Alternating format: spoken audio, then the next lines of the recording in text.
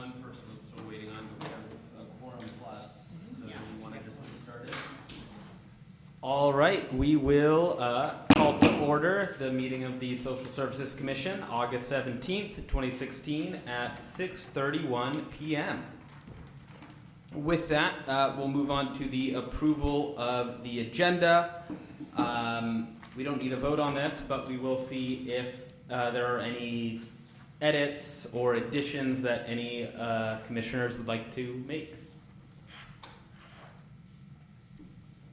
Seeing none, we will approve the agenda. With that, we'll move on to brief announcements from staff and go from there. No announcements from staff. Going from there. Commissioners, any brief announcements on any relevant items that we want to bring up? I see Commissioner Horton, and go from there. Thank you. Just briefly, we were talking about this in the parking lot on the way in, but I want to congratulate Commissioner Ennis on her moving forward in her public service journey here in the city of Davis. We'll be missing her here on this dais, but looking forward to collaborations with her in a different sort of way in advancing our housing agenda here for the city of Davis. And then second, I just wanted to recognize, as I'm seeing one of my colleagues, or one of our community's colleagues on the Police Accountability Commission, and I'm reminded that, I usually try to point out some of the, or in that commission, some of the monthly observances that I think are sort of skewed towards the business of the commission. As so many of y'all are already aware, this is back to school month here in the month of August, and I think it's important to think about as we are considering each project by project, as we're considering housing policy overall, that we think about the place that children have and families have in that, and how for housing and in so many other aspects of living in Davis, that it's become harder and harder for families to be able to make it in this community. I think we can have an important role in sort of moving that in a different direction, but that's all for me. Thank you. Thank you, Commissioner. Any other announcements on the Commissioner side? Once, twice. Handed off Council Liaison. Councilmember Partita, Vice Mayor Partita, any announcements in your end? I don't have any announcements of any upcoming items. I do, speaking of the Police Accountability Commission, I believe they have an event that's happening soon, and I can't remember the date. Okay, all right, well, it looks like we will know that date soon. But I did want to mention that I went to the resource fair that happened at the Respite Center recently, and it was very informative, and thank you for Dana for showing up, and well, not just showing up, but for helping with that event. I thought it was very useful. I know that people are waiting with bated breath to know what's happening there, and we're working really hard on moving that forward. All right, thank you. All right, thank you. With that, we will move on to public comment for any items that are not listed on the agenda. For any agendized items, please hold your public comment until then. All public comments will be limited to 3 minutes, and with that, we'll open the floor. Hi all, Zachariah Okenda. Just wanted to share as a member of the Police Accountability Commission. We are going to be having an event on September 10th from 6 to 7:30 at the Veterans Memorial Center. The event is a call to action for protecting our neighbors. We'll be having 3 speakers at that event. One will be Michael Genico of our OIR group, the Independent Police Auditor of the City of Davis. The other will be Todd Davis, the Chief of Police, Todd Henry, the Chief of Police, excuse me. And then the third will be Ann Block, who is a resident of Davis and also an attorney, an immigrants' rights attorney. So please come out. There will be flyers. The city is putting together communications, and we'll be sharing this information more broadly publicly, but just wanted to leave a note here. So save the date, September 10th. Thank you for your comment. Any other public comments? Again, limited to 3 minutes. All right, thank you.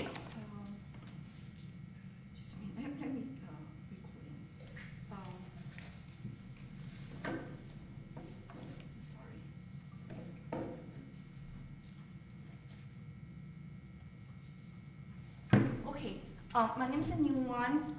I'm a long-term resident of Davis, and I served as Historical Resources Management Commission for 5 years for City of Davis. Recently, so first I want to make comment on social services. I got a list from the city, and I went to many senior apartments, and they're not available, and they're not very supportive, and they'll say we don't have place. I think the reason is because the police talked about ICE. I was evicted from Ranchiolo Senior Park, so unfortunately I didn't get along with my ex-husband. I divorced. The last time I moved out is it's last year. So I bought a mobile home, paid $239,000 cash to get a mobile home. And after I moved in, I believe a group of communists. I'm a dissident of the Chinese Communist Party. I go to Davis Farmers Market every week, every Saturday, and I just talk about what I see. And my concern is about women's rights. I'm a real woman, and I believe that a lot of trans women and the robust bipedal self-driving vehicles looks like women. So my job was taken by AI because I was IT manager for Institute of Transportation Studies at UC Davis. So I was evicted from my house without a lawsuit. I have never went to court for whatever happened to me, and it's not even noticed. And they sent me a letter, but it's not filed in the court. But I was out, so I lost my home. I'm still, and I have one question is, the assistant manager said he signed some paper and forbidden me to get back to the Ranchiolo, the park. And I don't think they have any rights. So I feel women's rights or human rights has been violated by, I believe the fake eyes or the eyes. Because I'm a Chinese, I'm a Chinese American. So I kind of feel social service need to help people in need. And I have one question is, I know city every year budget a lot of money for the low income, but I don't know who are using it. I want to have a house, but I just couldn't get one. Who occupies those, units? Are they real low income or are they real occupied? Okay, thank you. Thank you. Thank you for your comment. With that, any other in-person public comments? Yeah, go for it. Thank you.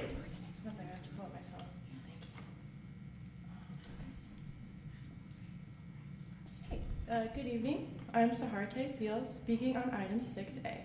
After receiving staff clarification this afternoon, I understand that the needs assessment itself is not being reconsidered tonight.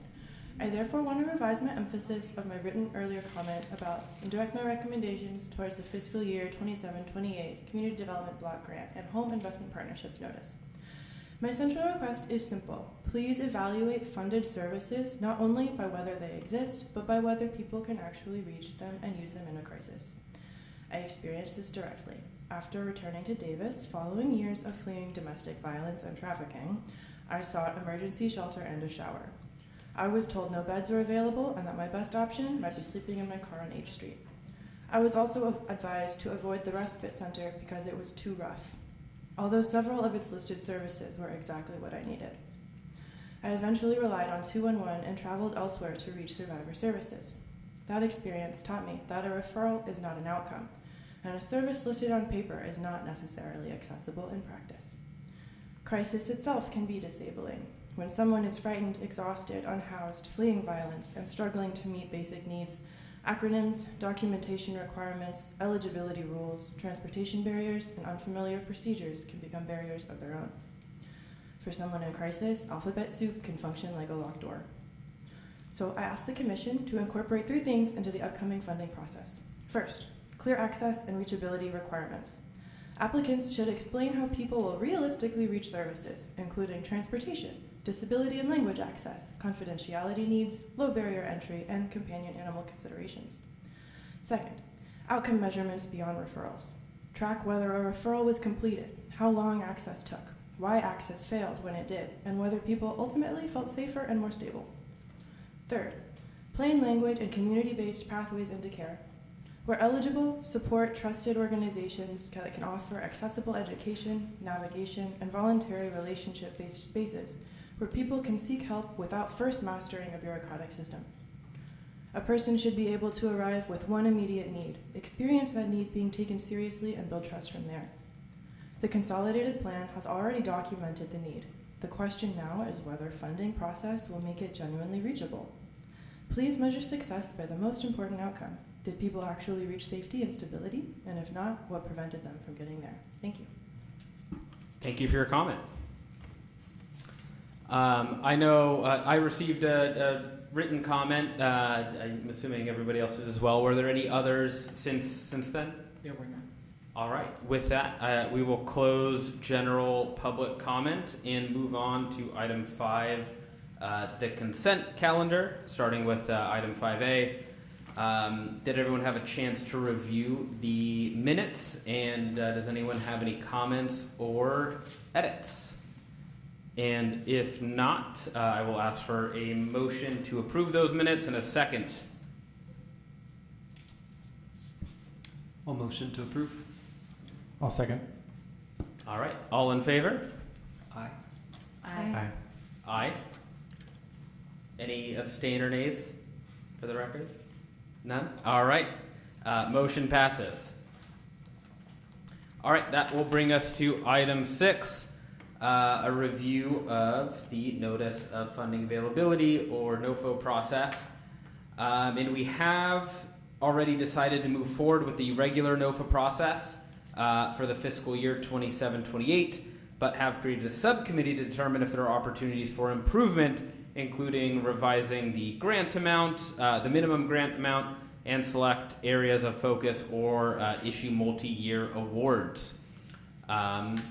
With that, maybe I'll hand it off to staff for any additional comments. Thank you. This is just an opportunity to take comments from the commission. We do plan to move forward with our regular notice of funding opportunity process.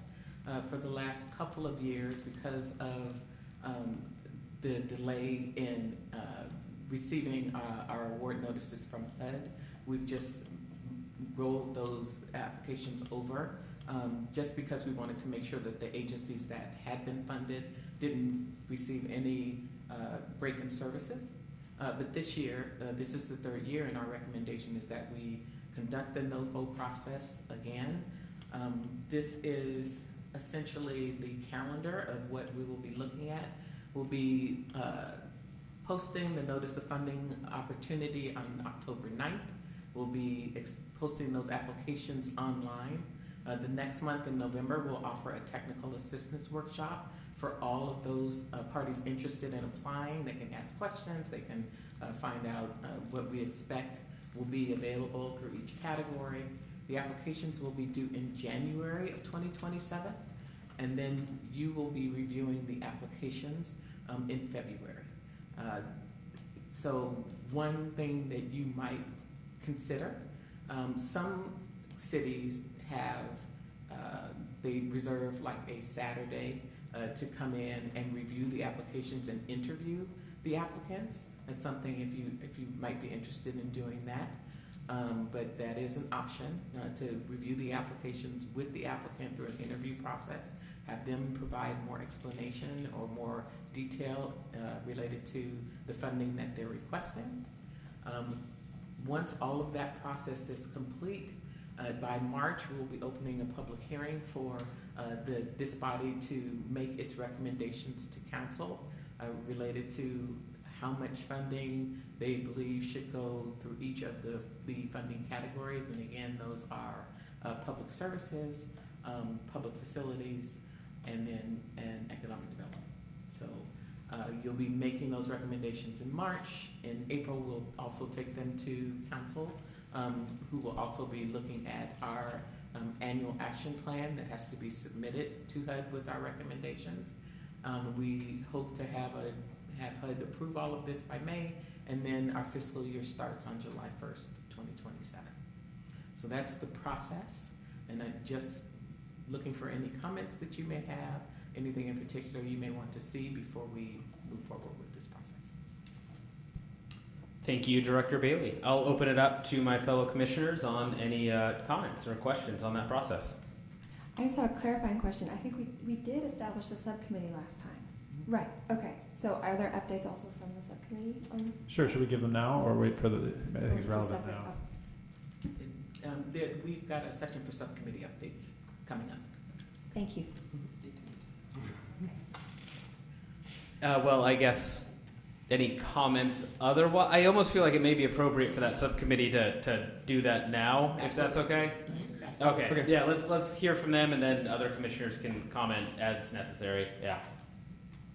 Sure, yeah, I can give an update, and Chris, you can chime in. So we met once in February, time to outline kind of the scope and the steps that we wanted to take. Some of the things that we decided was we would gather all the existing, needs assessment materials, the recent pit count, the comprehensive or the consolidated plan, the information that Director Bailey gathered in lead up. And so, organizing all this information and then turning that into an updated priority needs list for our commission, and using those documents, representing them here and having a conversation kind of around the updated needs and developing that list, but not able to do it on the timeline to be able to influence this process in the fall. We also were planning to, we still need to meet, we'll meet with Director Bailey to get her perspective and direction on it, and then also reviewing other cities' processes in looking for ideas for improving our NOFO and CDBG process. Anything else you want to add?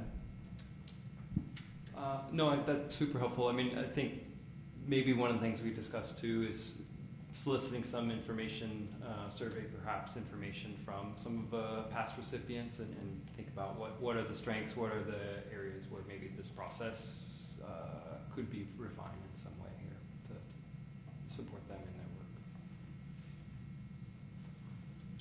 Yes, so nothing too concrete for decisions today, but the process is ongoing, and we plan to come back here and involve y'all in the next steps of it.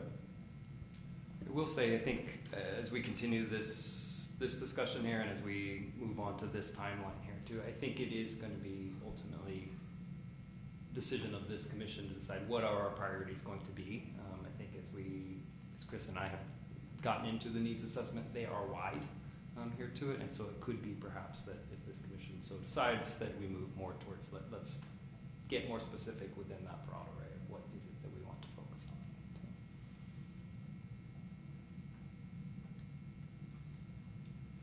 I just have a question about the process in the language from the federal government about what the requirements are for community input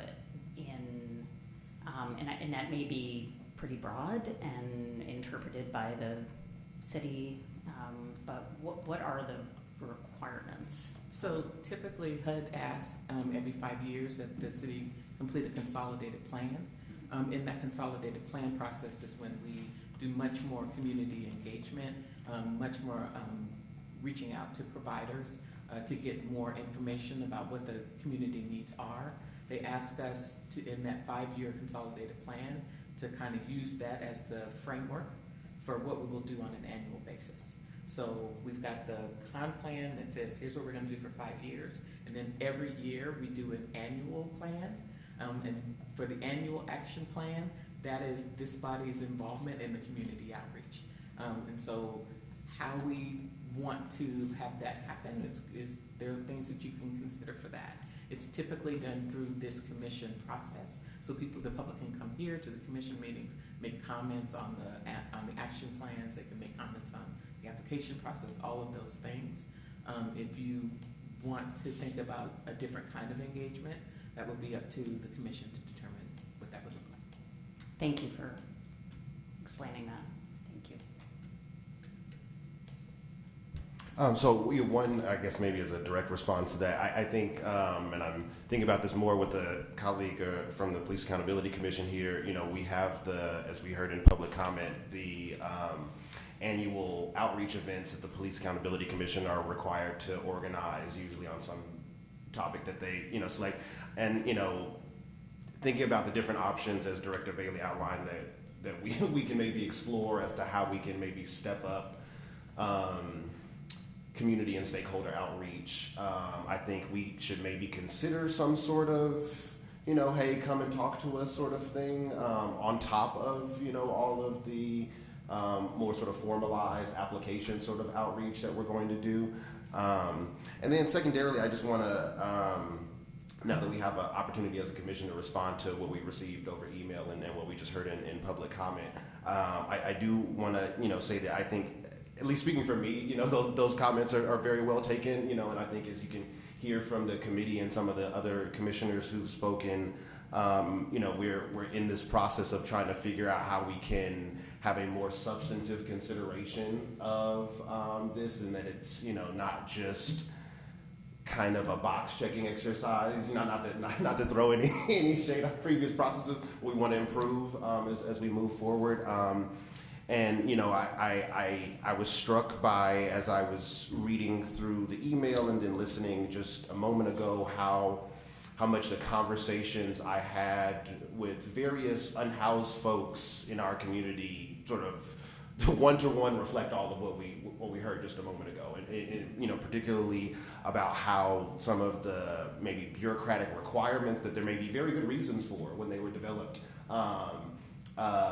at the beginning with regard to eligibility and some things like that become undue burdens for people getting the services that I think all of us here on this commission and in the city want them to get. So I think I very much appreciate you taking the time to thoughtfully engage with us on that, and I look forward to figuring out how we as a commission can incorporate that feedback and other feedback that we get from the public into having a stronger and, like I said, more substantive consideration process going forward. Thank you. I want to echo what Commissioner Horton said. There were two lines that I thought were really interesting from the email. One is referral is not an outcome, and that was repeated in different ways. And the alphabet soup can function like a locked door. And when we're doing CDBG funding, if I recall correctly, a lot of it is just the number of people reached. And that next level of outcome information is historically been less part of the process. But my balance to that is that we've also heard from many of the applicants that their data tracking is a burden to them. So how do we find that line where we can help our service providers get the services out the door while still understanding what the impact of those services, referrals, resources are? So yeah, I think it's very well taken, and I appreciate that the subcommittee is thinking about this to improve this for the future.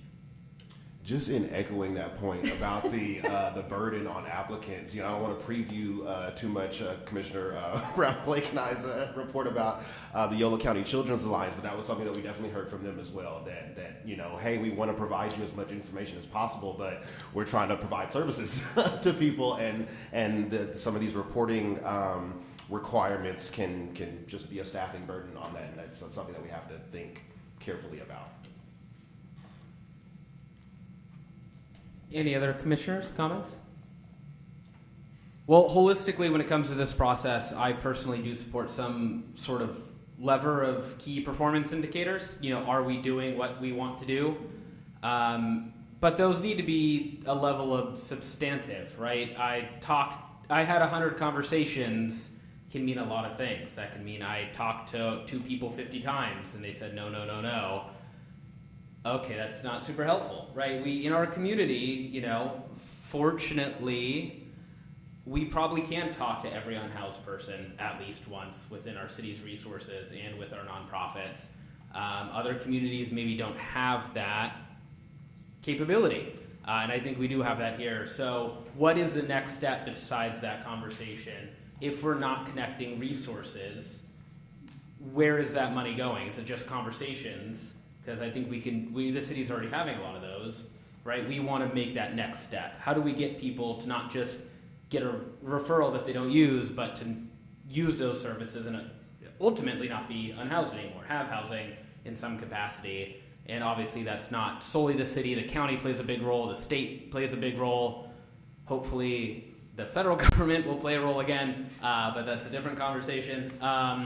So I do want to have, though, not saying that if somebody doesn't reach their KPI, the key performance of like we want to make sure we connect X number of people to X number of services, that's not a mark that they did poorly. That's just we have a baseline. We understand kind of where we're working with and what we're trying to do, and kind of go from there. But if we stick with these lower kind of thresholds of, yeah, we talked to everybody once, and we told them that they can go here, I think that's kind of a weak performance indicator to give out money, give out these funds. So that's my thought process, but we're not making any decisions right here, right now. These are just comments to pass along. But I will give my fellow commissioners another opportunity for any other comments before we move on to the next item.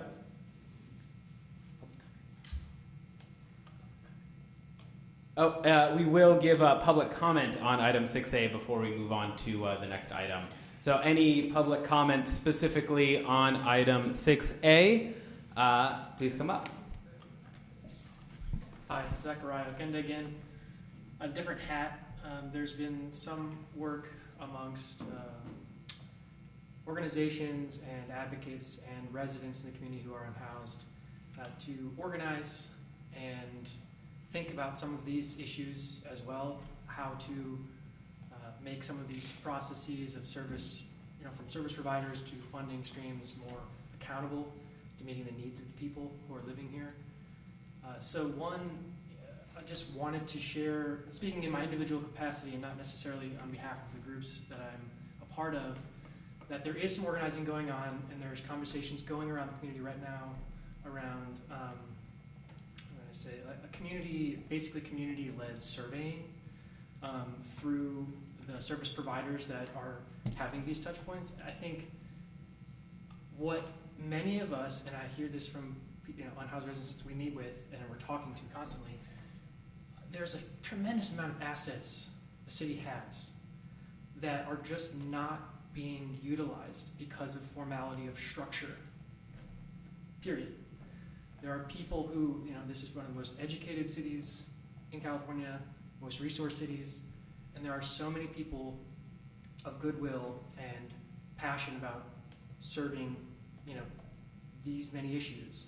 And I think part of what could be a role through this process, in my opinion, I've served on a social services commission in a different city, so I'm very familiar with the role in CDBG funds.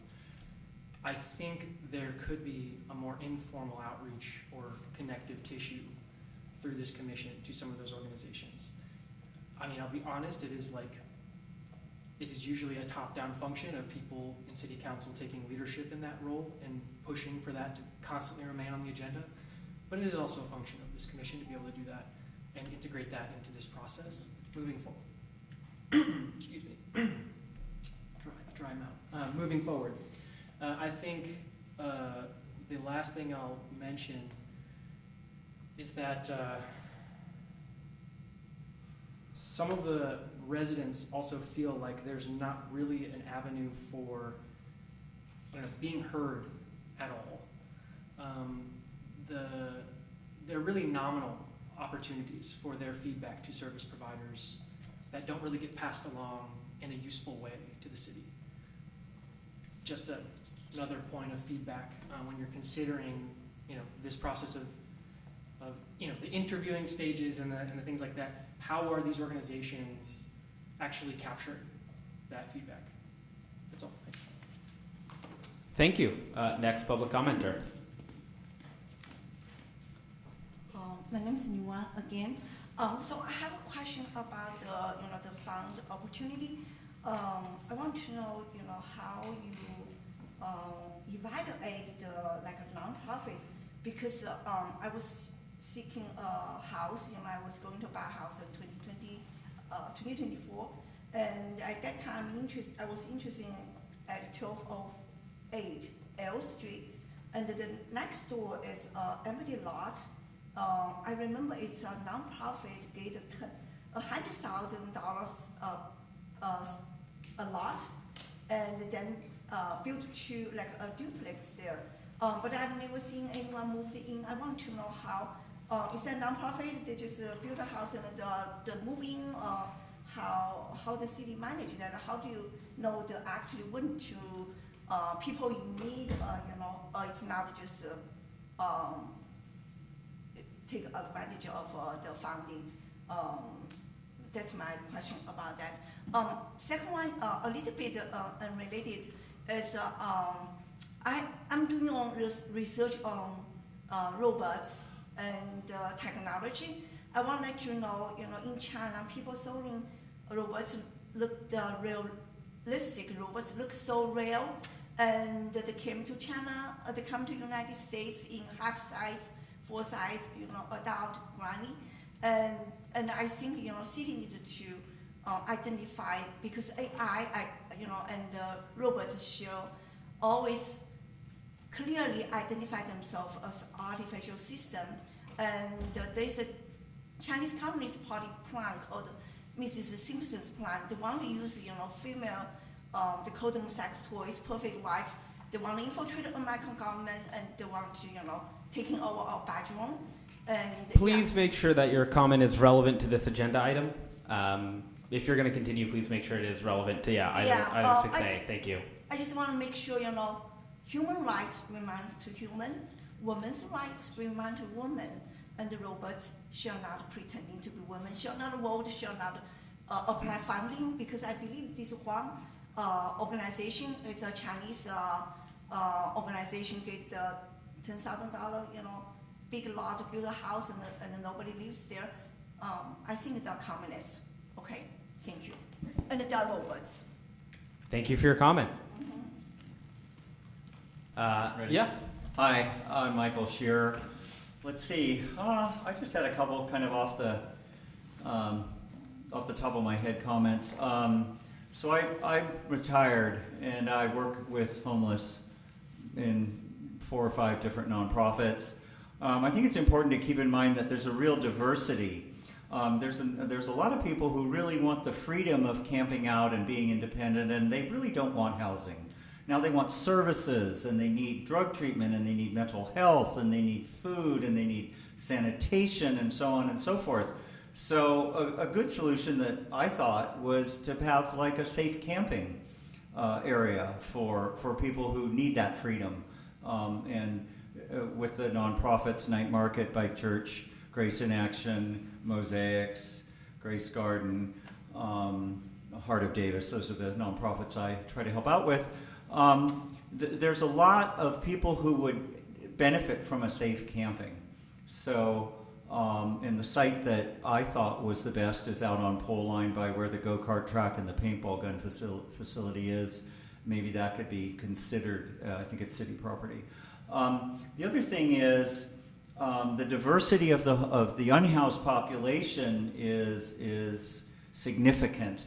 I think to get a good solution or a number of solutions, you really have to be out in the field with people, talking to them. And you've got to understand what they're going through, what their life is like, what their traumas have been, the level of mental illness, the level of drug addiction, and how to help them is dependent on understanding them and meeting them face to face. So councils or groups that sit back in the chambers and theorize, I think, might be less effective than people who are actually on the street trying to help people, trying to get them tents, sleeping bags, meals. But I appreciate what you guys are doing, and I'm excited to get more involved with some of these other. You'll be hearing, I think, a lot of stuff from a lot of different people coming up, and it's going to be really exciting. So I really hope everybody's going to embrace that and try hard. Thank you for your time. Thank you for your comment. You're welcome. Any other public comments on this item? So one more, yeah. Yeah, just I'll try to be quick. My name's Teresa Munichen. I am a former graduate of student Davis, graduate Davis. I've spent some time without a place, and I wanted to say that I think he was talking about diversity, but I think what we do need is these people, and everybody needs like a one-on-one counselor, or it doesn't have to be one for each, but one-on-one counselor that really would talk to them and find out what their issues were, because I felt that there was kind of a homogenization of everybody was kind of all the same as far as what their needs were. Nobody knew what everybody individually needed over at 1111, which is now Paul's Place, whatever. They lost a lot of their counselors. Now there's only 2 counselors, and there have been a lot of complaints about Becky and Harmony, who are in charge, from the people that work with them, and their solution to problems is always to evict. And that's the people that Michael's dealing with now, that a lot of people that just got evicted because these guys just don't know how to deal with their needs. They did have a woman there, was temporary, and it was Yvette, who worked to gain your trust and tried to find out what exactly you were trying to accomplish and help you do those things, whether it was vocational training or whatever. There's a lot of programs, but there's nobody to give you a map to get there. That's what's really going on. You kind of have to do all the work yourself, and we have people coming in from other cities. They don't know Davis. They don't know what's going on. They need more help. They need new help. I think the people in Woodland were a lot more capable and a lot more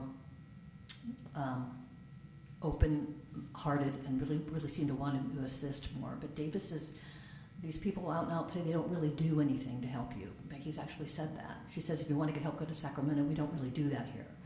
And that's what's really going on over there. I don't know what they're doing all day, but I've seen them refuse a lot of people and just basically not want to deal with them at all. And so that's what's really happening over there. We need to think about some new leadership. The city of Davis is in charge of that building, and we could hire our own people, new people. We've got a lot of graduates that are majoring in these services that we could utilize. So that's what I had to say. Thank you. Thank you for your comment. Any other public comments on item 6A? Seeing none. Any other discussion amongst commissioners? Co-chair. So there's a lot packed into that last little section of public comment, and so I just want to, Director Bailey, I guess maybe to a point that was brought up, and I believe Michael's public comment,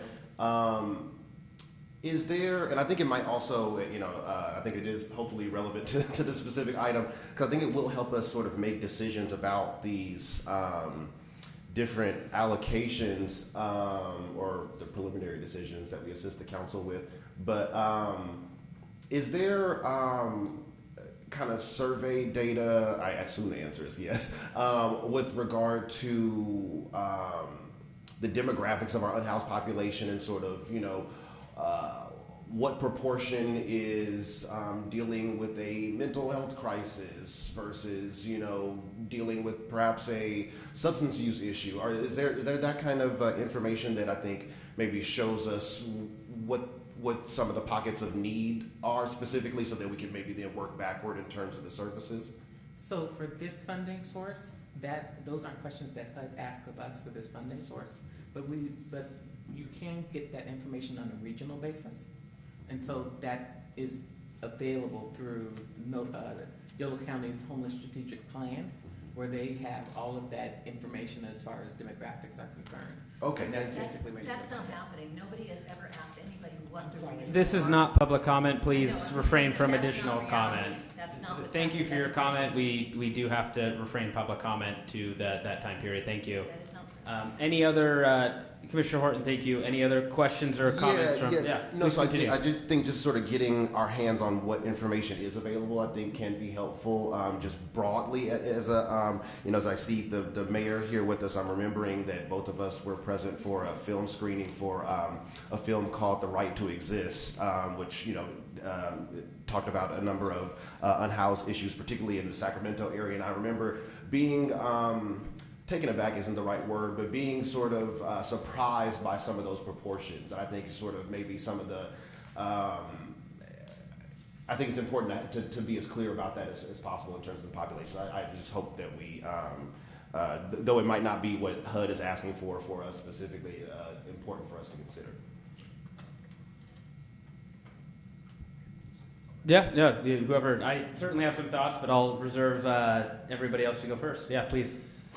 I find this conversation super invigorating for a few reasons. I think one, above all, I think it shows that this city really has a vested interest in seeing the NOFO process get reestablished and get going again, and I think people have a vested interest in that. But I think the couple of things that we are hearing coming out of this are pretty clear. We need meaningful support, right? The conversation versus action kind of a thing. And then finding that balance here to it. I think we've all anecdotally have experience with talking with service providers, and they are trying to, I think as you put it in your conversation, provide a service rather than provide data and reporting out kind of piece. And so we're going to continue to work on getting this right. I think we've got some subcommittee work that can maybe help inform this group here to it on some of that. But the fact that we have this process going forward after a 3-year kind of rollover process, I think is really encouraging, and we're going to continue to try and hit those other points, subsequent points here.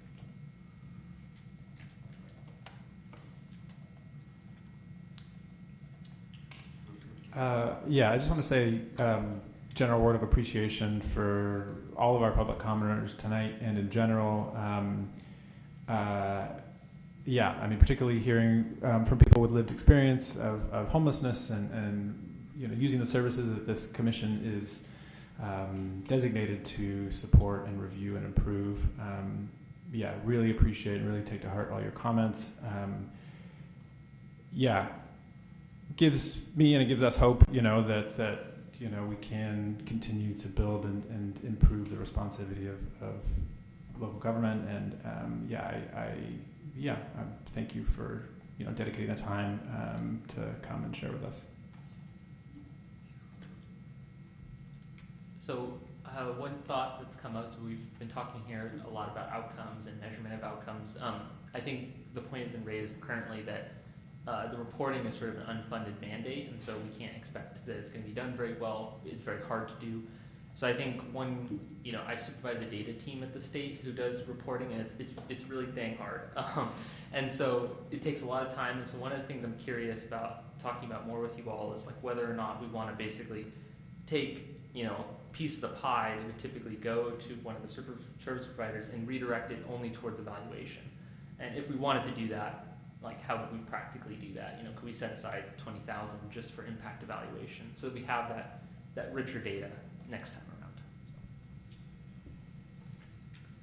Well, that almost leads into some of the points that I wanted to make. I don't want to put more burdens on the nonprofits that we want to give money to, the people who want to provide services. The city does have money to provide those services and are doing some of those outreach. So, we do the pit count once a year. We don't need to do it as extensively, but, is there a world where we get those outcomes? Maybe not the whole city, but every other month. There's like, here's what downtown looked like. Here's what H Street looks like. Here's what West Davis, East Davis. We should be doing those outreach attempts anyways, given how much staff we have and how many folks that we have counted. Those people should be reached out to. So that shouldn't be additional data reporting. That should just be, hey, here's what we did this month and here's where it happened. And I think the next step, in my mind, and maybe this is going a little bit beyond the scope of this exact action item, but it's what are those services those people need, right? If we talk to X percent of people and they say, I don't want to go to the respite center, I don't want to go to Paul's Place, I just want to set up my tent somewhere, and I do want sanctioned camping. I just want a place to put up a tent and not get harassed. And if that's a significant number of people, that's something that we need to talk about. If it's 1%, that's probably not the case. But if it was, then maybe that's not a conversation. But if it's a significant percent, then that's a conversation. And that is a way we can kind of think about that. But I do think if we do have this city department that's dedicated for outreach and unhoused services, unhoused outreach, having what are the services that these people want and need reported back could be interesting. And that would help also, I think, a lot of the NOFA process with what these nonprofits want to do and what services they should provide and what services we want them to provide to, I think there's sometimes a little bit of a mismatch of here are the services we want to do versus here are the services that are needed by those people. And I don't think we have the information to meld those together quite yet. Obviously, we're in the middle of this, and I think we're going to need staff to move forward with this process because we need this process to get going. But holistically, I think those are the two big pillars that I'm not seeing connect right now. But that's kind of my thoughts. I would say, one of the struggles that we've had for a long time with CDBG and home is that it's not a very big pot, right? And many of the applicants that use those dollars every year have come back year after year, and they expect, even if it's only, a $4,000 disbursement, that's still a percentage of their overall budget. So I think that we'd have to be really thoughtful about how we want to do that measurement, and maybe it's not through the CDBG process. Maybe we expand the aperture here a little bit about what we're bringing in. And frankly, this is one of the highest numbers of public commenters social services has maybe ever had. And that is a positive thing. And I agree with what my colleagues shared, that that shows an increased interest happening locally. But that also makes me think that there may be opportunities for strong partnerships. So, long round way of saying, subcommittees can work with outside organizations and partner and bring information in. So I think that we can utilize the subcommittee structure with council approval. We have to make sure that we're working with the system overall, but to figure out ways to get some of this information that would be helpful to the city overall and to the service providers that we partner with. So that was just my 2 cents. CDBG may not be the path for everything we're talking about. Yeah. And yes, I realize maybe the conversation got a little outside of the scope of just this CDBG home funding process, but based on some of the comments and the scope of a whole. But yeah, no, thank you for bringing that back into, I don't think we can do too much with the limited funds we have and how we use those. But yeah, no, thank you, Commissioner Ennis. I have one question, Dana. The needs assessment document that was part of our packet, and I apologize that we approved the agenda. I'm looking at it now, and I'm not seeing where that lands, and this does feel related. Where's the needs assessment for the consolidated plan? That's a part of the comp plan, is where you see the original needs assessment, but when we do our annual action plan, we're looking back at the comp plan and the needs assessment that's in there in order to inform what we'll do for this annual action plan coming up. Right, but where do we talk about that in our agenda tonight? Forgive me if it's so obvious to you which item it is, but I don't see it. It's not a separate discussion, it is a part of this discussion. It's a part of the discussion. Great, then I'm not off the mark to bring it up right now. Okay, great. So for those of you in the audience that didn't see in the packet tonight, there was a needs assessment included of what the housing needs are in the city. And it was a fairly staggering document in terms of the needs that it represented. The headline is we need more affordable housing in every category, but that renters are sharing a much greater burden. There were a couple lines in there to connect back to the conversation about our unsheltered. I think it was on page 8. Let me scroll to it. Give me just one moment. While you look, I'll let the audience know that the consolidated plan is on the city's website. It's under the social services heading, and you can see the comp plan and the annual action plans there. Thank you. On page 8 of the document that was shared in the packet, we can estimate a lower bound of at least 1,325 single-person households that will require housing assistance in the next 5 years. So, that is when we think about our total number of unsheltered folks within Davis right now, that's a significant increase, and that's based on people who are currently housed. So when we think about, through the CDB dollars, the eviction prevention category, we as a commission, I'm glad that this is front and center again, because we as a commission need to make sure that we're connecting the dots between what the upcoming needs are as well as the current needs. And we know for sure that eviction prevention is going to be a huge one. So, thank you.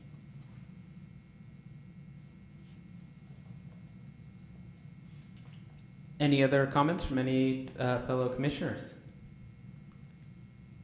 Once, twice, thrice? Yeah, Thank you, Vice Mayor. So, yeah, no, I'm not to make this any longer, but I have also not enjoyed this conversation, that's not the right word, but it's a good conversation to have, and I'm really pleased to see the folks that have come in to make public comment. It's good to really hear from, folks who are boots on the ground, and you don't get that very often, and this is part of the struggle that we have here, is that we hear a lot from certain folks in the community, and we don't hear very much from folks who are really affected by the work that the city has to do. And so this has been a good conversation for that. So we are talking right now about the NOFO, right? Not CDBG in general, because there's two different parts to this, correct? The money that we give out. Right, the CDBG, because there's other funds that we give to support other services in the community, but this is specifically for housing and that sort of thing. What I always forget is that we are working on a homeless strategic plan, and I think that's going to inform a lot about where money is going to go to and where we're going to put our efforts. And the city has had a lot of conversations around what is it exactly that you want to do. Is our focus to put people into housing and get them off the street, or to support folks who are living unhoused and provide them services so that they are so that their needs as they're unhoused are being met, because our resources are very limited, and we have to ask ourselves the question, what is it that we as a city can do, because there are other organizations that may be doing other pieces, and how do we coordinate all of that? And so I think that that's something to also keep in mind, we can't do everything, but we can make sure that we are doing the best that we can at whatever it is we're going to choose to do, right?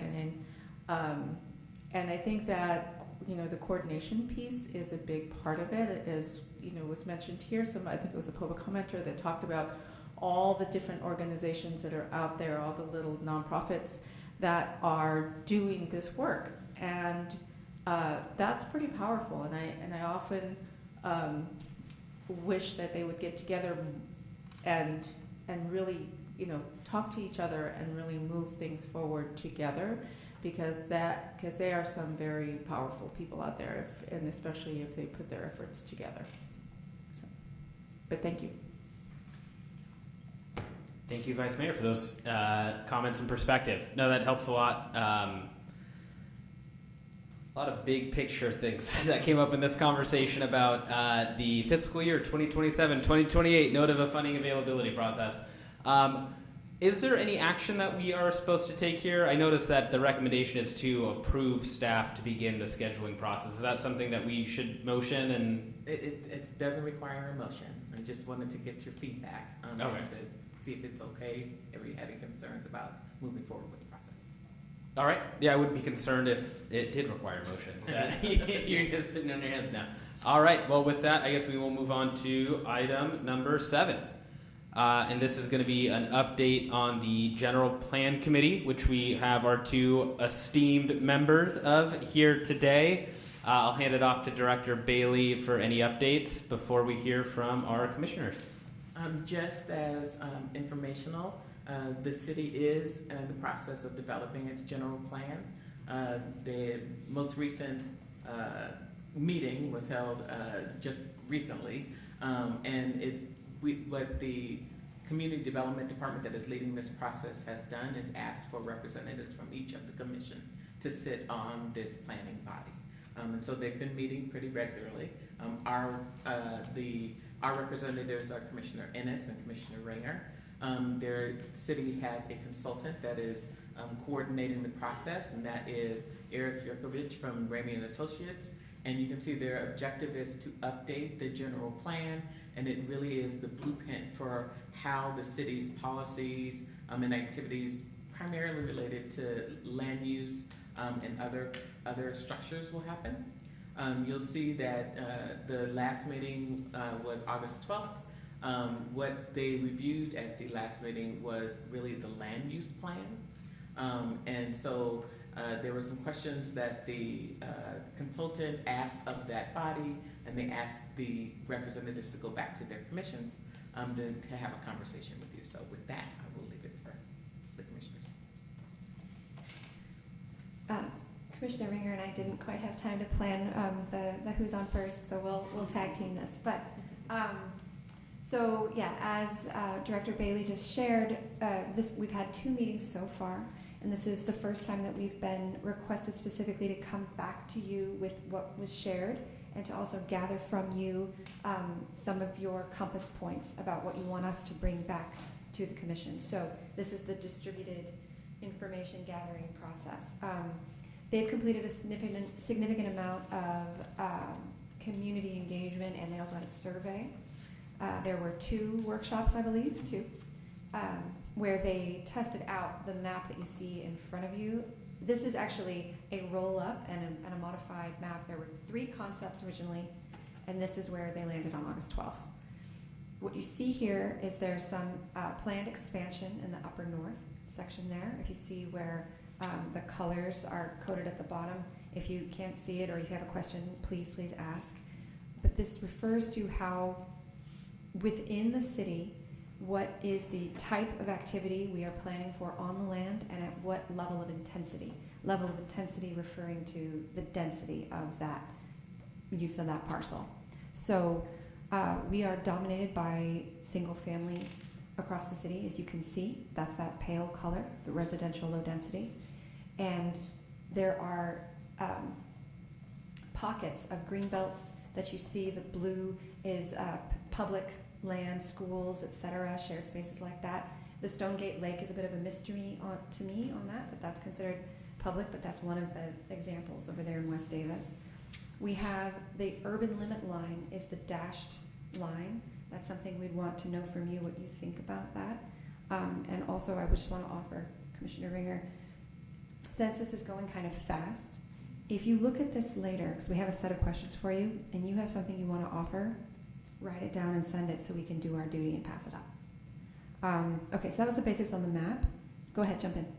Yeah, I was going to mention, well, one on the urban limit line, you can see the black outline here is the current urban limit line of the city. So that if you look on a map now, and you'll see this black line in the north edge of Davis is what you'll recognize, and the red line is foreign, and that's because this is the proposed expansion or considered expansion, and as part of land use planning for the general plan. And so there's been a lot of conversation about this urban limit line. There's been a lot of conversation about this expansion north. There's a lot of public comment and concern, a lot of conversation about floodplains and the 100-year flood zone, which you can see is this kind of gray shading on the map that's most clear north of Davis. You can see like a dark gray and a light gray, but you can also see it in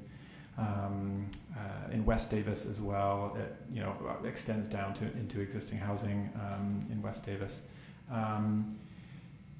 So housing is a big concern amongst all, and a big topic of conversation amongst all the committee members. It seems like all the other commissions are also, interested and concerned about housing in Davis. I think we should maybe try to summarize the few tools that they're currently considering with the proposed land use map. They're looking at a small increase in the density in the single family zone areas. Yeah. I can't remember the exact numbers, but it's 7.5 dwellings per acre, if I recall correctly. Up to 7 Which was, and before I think it was 4 to 6. But that might be slightly off. That's off the top of my head. I don't have that part in front of me. But part of the other piece to Chris's point is that you see that the downtown in this map is slightly expanded, and they want to increase the density there. They do support increasing the option for mixed use in our neighborhood centers, which Chris and I represented as supporting. But the big question mark is if we're 99% built out and we have 1% vacant land, and we have provided in the general plan materials projections for how much we are expected to grow, what is the best design of a land use map that will help us meet those needs as we see them in the crystal ball of the future? And what they used as a baseline is our current RHNA numbers, which you all are familiar with, but for those in the audience, that's the expected number of housing units we would need to build to meet the population demand, with including for subsidized housing, low-income housing. So the projected number is 6,125. That sounds right. Yeah. Okay. Yeah. Which is a doubling and then a little bit more of our current RHNA expectation, which is 2,075. So they're using basically a status quo number because it could be uneven. We don't know if it's going to be higher. We don't know if it's going to be lower. But the anticipation is that it's going to be higher. Okay? So we used a status quo number on RHNA, but at the same time, all the reports say we expect it to be higher than this, so we want to zone accordingly. Okay, so I think that what we shared with them is the importance of making sure that we have affordable housing space included and that we honor transit corridors. That was a major part. Go ahead, Chris, please. What did I miss? Yeah, you can see up on the screen now, there was, in terms of input from the entire general plan committee, so the representatives from each of the different commissions, these were the very specific questions that they posed to us. Like when we had our time for discussion, they asked us, please answer these 3 questions in your response. So the first one is a little bit general, like what's your general thoughts on this draft land use map? Do you feel like it, meets the needs of Davis moving forward around jobs and housing in the future? So that was one question that was posed to us. Another, they specifically asked us about, maybe if we go back to the map for a moment, this question 2 was about how did the committee members feel about expansion south of Davis, but only on the eastern edge. You can see where Willowbank is. I don't know if you're familiar with Old Willowbank, but if you look at the far right, yeah. So yes, the area where the cursor is right now. So it's Yolo County down to Poudre Creek, South Poudre Creek there, which is the little jagged line that kind of runs top left to bottom right under there. Yeah, that jagged line. And so that's where the county boundary ends.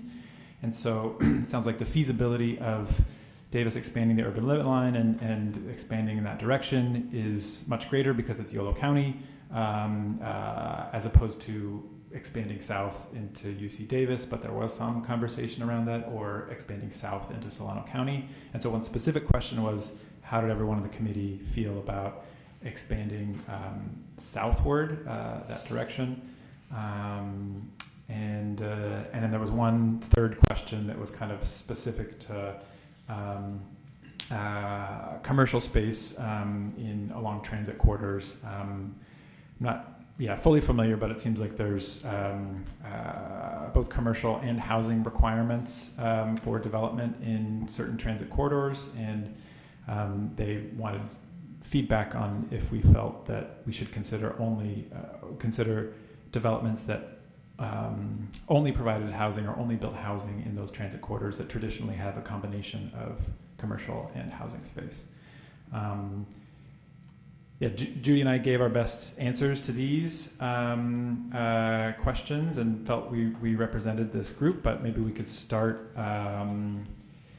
with some of these questions here. Given everything that we shared, the land use map, the big question is what are our commission's priorities for Davis land use planning and the general plan update in general?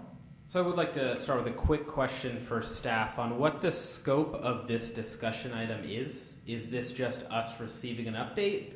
Are we allowed to ask general questions, give feedback, or potentially even vote on something that we as a body agree on, just to make sure that we don't go into something we're not supposed to go into?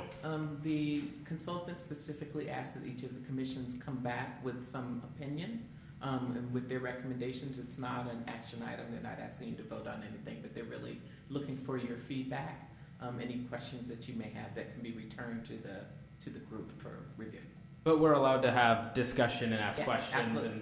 Okay, just wanted to clarify that, make sure that we're not violating any Brown Acts or any other colored acts beyond that. But I'll hand it off to my fellow commissioners for questions and comments. I just want to clarify before we get too further into it. Is the ask of this commission that we respond to these 3 questions and then also the previous slides 3 questions, which are... The previous 3, I would say, are for transparency on exactly what was asked of us, and we're happy to share kind of how we answered those. But if you have a strong opinion on any of them, you should definitely share it, and it'll be captured in the minutes, and the minutes are going to go to the consultant. So I would say if you feel strongly about those previous 3, certainly answer them. But we wanted to, also have the big picture questions of like what are our big priorities as a commission. Outside of the questions that they were posing to us. So the second set of questions came from y'all? Yes, second set of questions are from us. I'm just trying to catch up. No, it's great question. It would be helpful to make sure that we are representing the big picture compass points so that when these smaller topics pop up, we can rely on those compass points from you. Because the ones that you see here about expansion south of Willowbank, we can do the best of our ability to explain the discussion to you, but you haven't received all of that same information that we have. So the second set of questions will be really helpful to us to make sure that we're representing you. But looks like the mayor would like to step in. Thank you. If I may be recognized, Chair, that would be great. I will recognize the Honorable Mayor Neville for comment. Well, thank you. Thank you, Commissioner Ennis, for you sort of said what I was about to say. And I just wanted to sort of mention also that when council or the city creates the kind of committee that it has created with this general plan committee, it's a little bit novel. We don't do it all the time.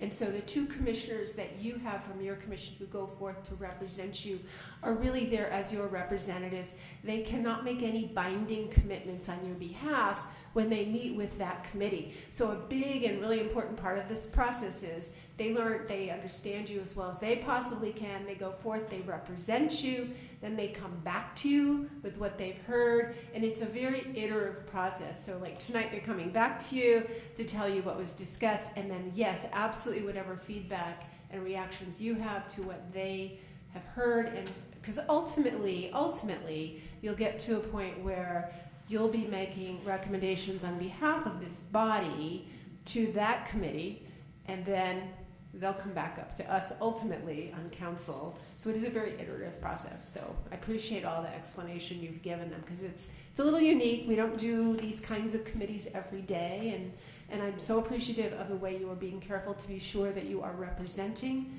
the views of your full commission and not your own personal views, because that is a very important part of this process. Thank you. Thank you, Mayor. Any other comments, questions? We'll, I think, take a round and go from there. Yeah? One, I just have a question here about number 2, and then I have, as one of, I'm not sure of everybody's living situation, but I know at least one of the renters on this dais, and then also as the North Davis person, I have a lot about number 1. Is with regard to Willowbank, is it sort of like an either-or situation with regard to the north of Davis expansion, or is it a and? What? I think the major word there was consider. Yeah. Like, should it be considered? Because if you look up at the West Davis part, we spend a lot of time talking about, as Commissioner Ringer was saying, what the responsible approach is to planning in a flood zone. Yeah. And so that location is ideal because of what Commissioner Ringer was saying about it's within the county and it's not on ground that requires a significant amount of engineering to make it buildable in a safe and responsible way. Okay, thank you. Yeah. And then, maybe if we can stick to the map here for a second, because I just want to be sure that I'm reading this correctly. And then also just with regard to the floodplain issue, am I looking at this right, that sort of in the north of Davis section, if you are sort of looking at that little green rectangle, little very skinny green rectangle, that everything sort of north of that is in that floodplain that we're talking about, right? Am I seeing that correctly? I think, the darker shade of green there where the cursor is. No, actually, I'm talking about that little rectangle to the right. There we go. So everything north of that is in that floodplain, right? It looks like it, yeah. I can see in Okay. the gray. If you look in between the colored blocks, you Right. can see the gray, and it's easier to see the difference between the light gray and the dark gray there. But yeah, that little thin one is like right within, it looks like. And if you go a little south and a little west, then it looks like you're outside of Right. Okay, thank you. Yeah. And then, hopefully this came up in the discussion. I'm just trying to understand a little bit more. You said, Commissioner Ennis, that the sort of majority of sort of residential town is this residential low density. I'm assuming that because of how it's laid out in the color sort of legend at the bottom, that the next level up is the residential medium density. What's the line there? Just particularly as I'm looking at the squares that look like they are of that color just north of town, in that sort of north of Davis expansion, and the sort of places just south of the line that are in the more medium The section. dashed black Correct. line. Yeah, yeah. uh-huh. That's our current city limit, is the dashed black line, versus the red line is peripheral growth. The piece about us being 99% built out and whether or not we can meet the projections for land and residents, right? What this map shows is us meeting those goals through a combination of infill and peripheral growth, right? So that's perhaps what you're getting at, is that this is projected potential growth. Potential. All this says is that we're going to set that land could be built at that intensity if a developer and the private property owners decide to do so. Yes, no, I Right, understand that. I right. guess what my question is, to be a little bit more precise, is what is like a classification thing? What sort of Okay. jumps you from, residential low density to residential medium density? Give me 2 minutes and I'll pull it up, but it's the number of units per acre. And I think, let me just pull it up so that I don't tell you the wrong thing. Okay, and then maybe while we're just again to make sure that I'm reading correctly here, these sort of at the very tippy top sort of north, right there, those gray blocks, that's some kind of industrial, right? It's either industrial or industrial R&D. It's hard to. Right. That's my understanding. Business parks could be offices, Yeah. things of that nature. Well, I'm sorry. Okay, yeah. So, but it looks like it's sort of designated different than a business park, like the Covell Business Park that I live across the street from, because that's a slightly different Darker gray. shade of gray, right? Yeah. So that's why I know it seems silly, but I'm trying to make sure that I'm not looking at something incorrectly here. One of the reasons why I want to make sure that that's what that is, in that northernmost section, and then you have that little tiny piece that seems a particularly dark shade of gray, and I'm wondering what that is. Anyway, there is, and you can see it if you look along the freeway. I'm sorry, the 80 freeway. You can tell that I'm from Southern California because I put the article in front of the freeway. This sort of concern about how Olive Drive has some of the most density of our subsidized affordable housing, right? Just affordable housing just in general, but it's also not like coal smokestacks or anything, but there's a lot of as you can see how it's designated in the map, there's a lot of industry in that area too, and kind of I don't know what that says about our intentions when we kind of put all of that kind of really close to each other. And I just want to sort of maybe flag that as we're thinking about, already, I live on Alvarado, which is, it's kind of hard to tell where exactly that is on the map. It looks like, anyway, but, it's one of the more sort of renter dense sort of places. And I just, I would hate to sort of have an expansion of that problem that I think some people think about on Olive Drive, sort of being a part of this north of Davis expansion. So I just want to, as we're, I sort of joke about, I hope nobody lives in this part of town, but I sort of joke about the southeast part of town being the part that we put all the things that we don't like. And I don't want this sort of north of Davis expansion to be another thing where we put another McDonald's and another Motel 6 and a bunch of, industry that people would not want in their own neighborhood in Davis, but are comfortable having next to affordable housing or more dense types of housing. So I just want to sort of flag that as a concern, just I'm looking at the colors here. And that's most of my feedback. So through the Comments on this? After discussion. There will be a public comment period after the discussion, yes. Any other, through the chair, I have a question. yes. So I think I heard this, but the low density a residential low density, which is most of the city right now, all the light yellow. Did you say that that has potential to be densified? And did you give a number? Because I thought I heard that. Yeah, so I'm trying to, I pulled up the report and I was trying to control F for the density, but as you can imagine, density is mentioned many times in this report, so I haven't found the exact number yet, but I will. One thing that came up is that there's a law in the books called SB 9, which gives us the ability, gives anyone, a homeowner, the ability to densify their parcel in a single family home zoning as it stands right now. And one question that we had, that we asked Director Metzger, Sherry Metzger, is if we upzoned this, how does that intersect with SB 9? And her answer was that if we upzone that section of the city, if we made all the single family zoning up to medium density, that it would no longer apply under that law. And I want to understand that more deeply, and I honestly have not had a chance. I don't know, Ringer, if you've had a chance to look into that. No. Okay.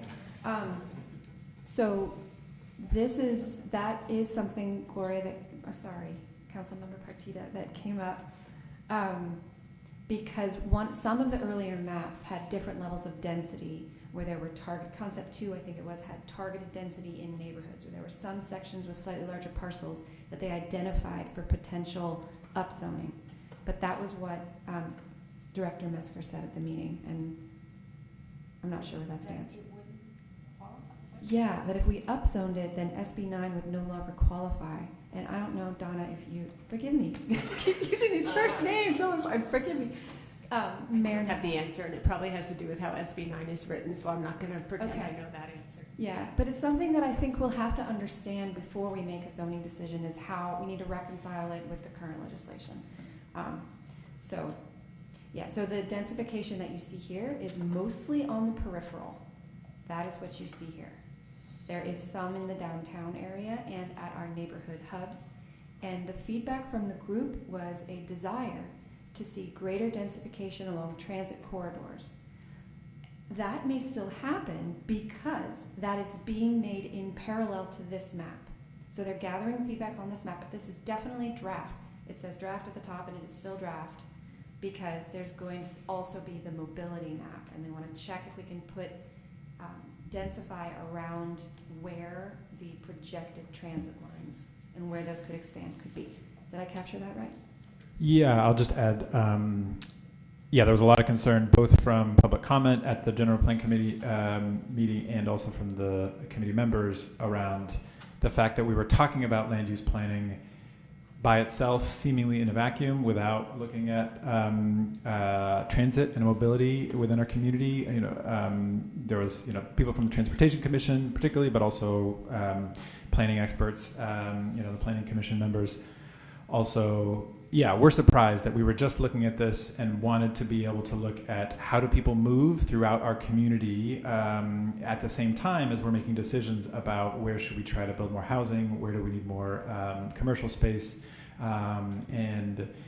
And I guess, what we heard is that they're working on that and are planning to share kind of, transit and mobility kind of planning and analysis in October, I think, in the fall, and we'll be reviewing that. And this isn't going to be finalized before then, but that's just another big conversation point of contention that I wanted to bring to this group to make you aware. Yeah. And this may help. This is a draft timeline for when the upcoming meetings will be. So there is a third workshop that's being planned for some time this fall. When that becomes available, we'll make sure this group has that information. But there will be additional opportunities to comment as they move forward.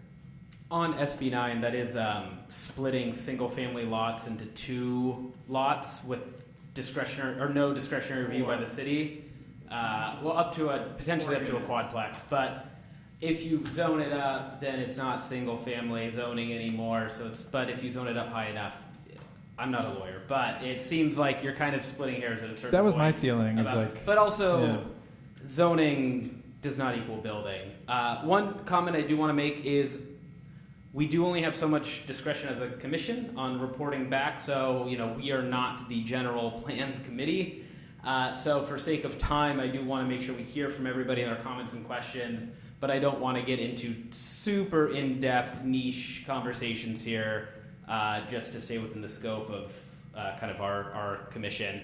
So I do want to hear from all of the commission members, though, so our subcommittee can, or not even subcommittee, our representatives for the general plan committee have a full scope of what everybody thinks. But yeah, for sake of time and effort, let's try to expedite it a little bit.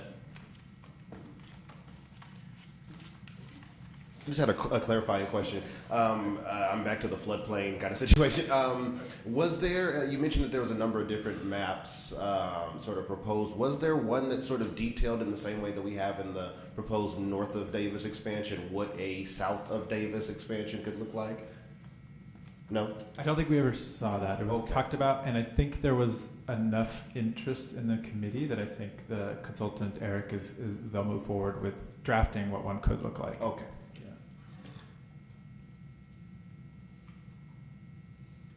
Can we go back to the, the slide with the, thank you, Director. Yeah, with the questions for us. Thank you so much. Maybe do you want the ones that are from us for the compass points or the specific questions? Okay, so the next one. The next one. Yeah, thank you so much. And thank you, Commissioners Ringer and Innes, for doing this. We knew what we were getting into when we sent them to this committee.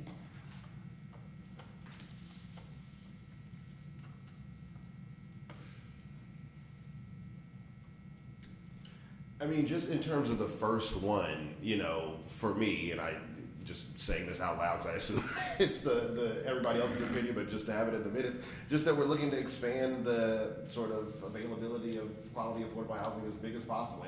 Every action that that is taken at this dais, whether that's this commission, another commission, or the city council, we want to expand that availability to the degree possible, I think, right? At least for me.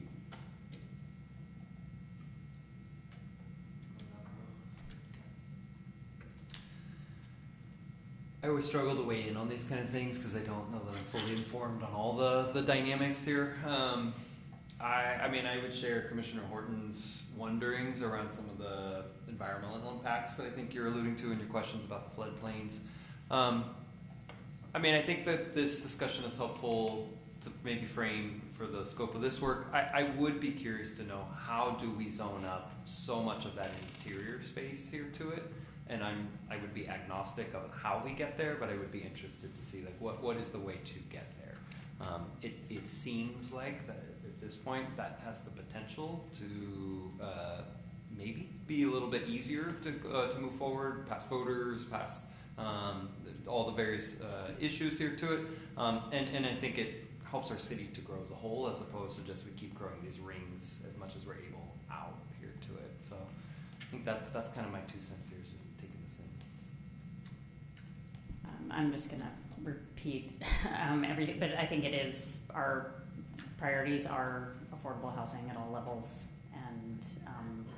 and thinking about density in some creative ways. Thanks. Co-chair, any comments or questions on your end? My only question is, do we have time to comment on this in writing later to you all? And if so, by what's the timeline? We'll leave that up to, we can leave that up to the subcommittee if you want to provide them with feedback and notes that you can send in my direction. I'll compile them all, and then I'll get them to the subcommittee, and then they can bring them forward at the next meeting. Yeah, I don't have anything tonight. I think the last time we heard from the consultant on this, these were similar big questions, and yeah, nothing tonight. All right, can you go back to the map for just one quick second? This is half a joke and half not a joke. The shades of gray, white between industrial and like flood zone and open space are actually very disorienting. And it's like, for me, it's kind of funny, like what's a flood zone, what? But for somebody who's trying to critically analyze that actually is, I think, a problem where they do need to work on that coloring, because I'm squinting and staring, and I do not have I wear glasses, but other than that, I can see colors pretty well. So I do think that is something that, if you want to critically analyze that, I mean, I can barely tell the difference between the flood zone and the space just north of Village Farms land next to the blue. It all looks like the same gray to me. So that's a little disorienting. I am curious why the city 25 acres outside of the Mace Curve is not included in this. Where the disc project was, on the east side of town, there's a little like up and over. Yeah, like just that little like almost cutout in the, yeah, right in there. The city owns that land, and I'm curious why that wouldn't want to be, if we're talking about expanding, that could be curious to just, hey, we're going to build affordable housing there. I think that that what's below the red dotted line is that. Oh, it does include that? Okay. Okay. Okay, well that clarifies that question pretty easily. The other big question is are the general plan consultants talking about amending Measure JRD in a serious way? If not, then this to me is a useless exercise. Are they saying, we recommend you put an urban limit line on the ballot in 2030? If not, I don't know why we have these conversations. Because then you're just going to do this one parcel at a time that costs the city and whoever's proposing it millions of dollars. If we are going to build south, we should also talk about annexing Willowbank to avoid leapfrog development, which I think annexing Willowbank's already not a terrible idea. It just makes sense based on where it is and it's adjacent to the city. But if we're going to have development directly south of it, then we don't want to have a county parcel stuck in between city land. And then, yeah, the last thing I kind of mentioned very briefly earlier, just because you zone higher density doesn't mean things get built. So we do need to keep that in mind as well. We can make every single family home, zoned for 30 stories, but I don't think any single family homeowner is going to build that on their house, on their lots right now.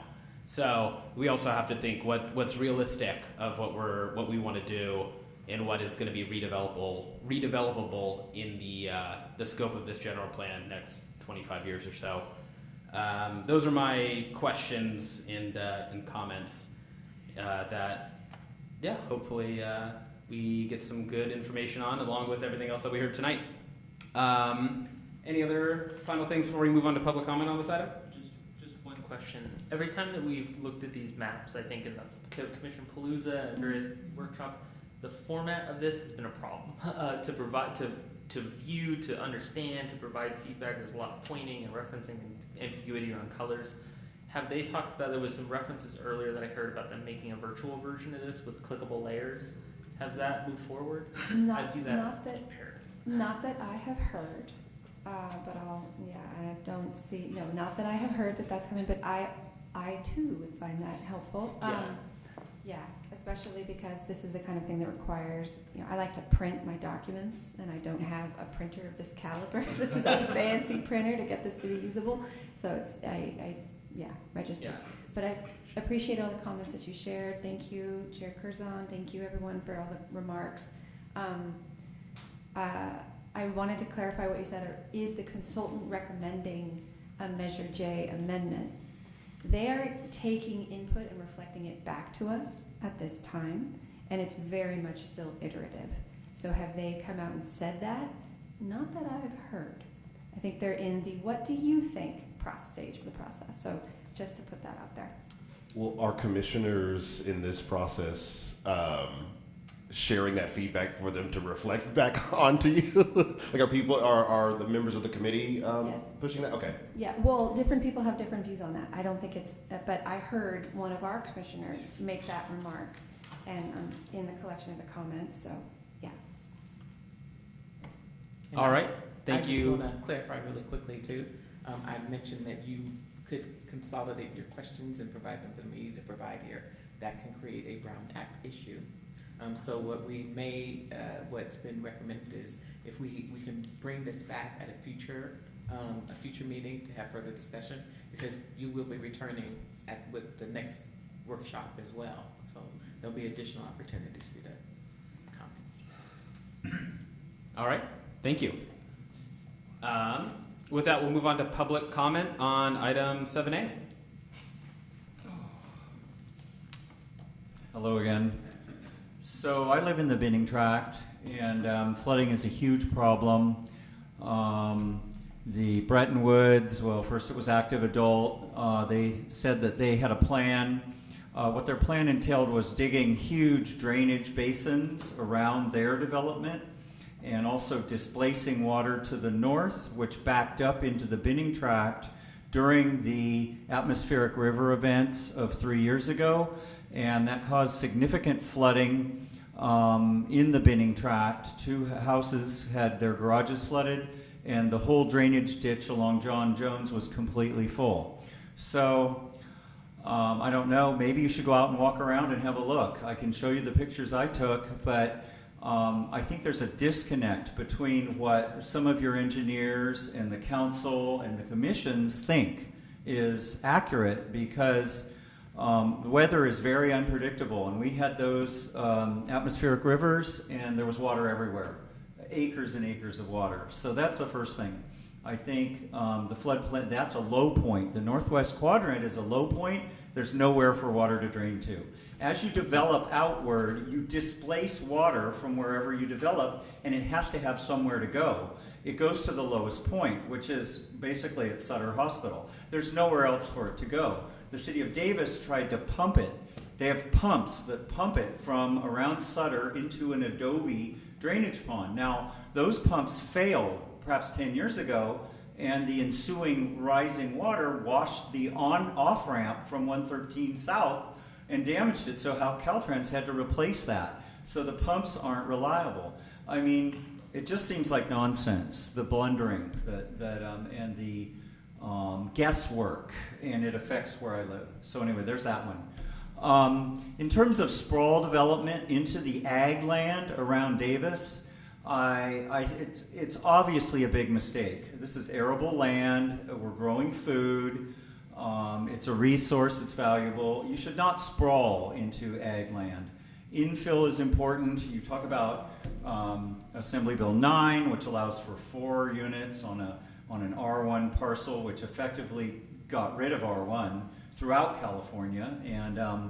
And now you see a lot of infill all over Davis. Drive around and look. You'll see ADUs. You'll see little houses being torn down and multi-units going up. Infill is the key. It also creates a vibrant downtown because people can bicycle, they can walk. If you sprawl out, you create a horrible mess. Also, the infrastructure is substandard in Davis. The roads are too narrow. There's just not adequate infrastructure. So this may not be the right place for this discussion, but please research it yourself, because I see a lot of misguided... That is 3 minutes. Thank you for your comment. There we go. Any other public comment on this item? Zachariah Quinn. The only thing I have to add is I'm red-green colorblind, and that map is an absolute disaster. So I'm on board with team figure something out about that, because it's a nightmare. Thank you for that comment. Any other public comments on this issue? I was thinking that maybe like a hands-on, like a diorama could be more accessible. And maybe people, I don't know if Explore It is available or what could be, but I think having a hands-on place to practice moving the elements, like maybe like permaculture camps or something, could be a way to feel like we have the fluency in discussing how to move earth and what happens with the water and the layers.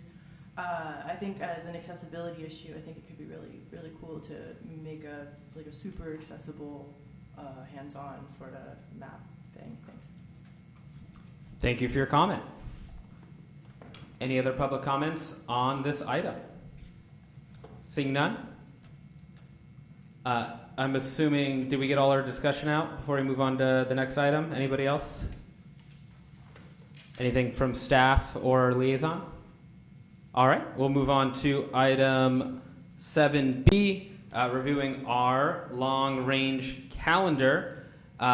This is just an opportunity for us to suggest changes to the work plan, assign any new subcommittees, etc. And then we have asked one of our public commenters on an unrelated note, Zachariah Okeda, to come back and present the out of sight, out of community as a future agenda item, which it could be good for us to maybe just hear a little bit about that. And so our committee or commission has an opportunity to learn more about why that is the case. We may need the council to approve that item, so we may need to send that as a request for council to approve for him to come back. But we have a chance to vote on that. But maybe to start, would it be okay to have Zachariah come up to just give a short, 60-second pitch? As chair, I'll recognize you as a speaker. Yeah. Thank you. Zachariah Okenda again. Yeah, shorter than that. This is just an informational report I wanted to try to provide members of the community.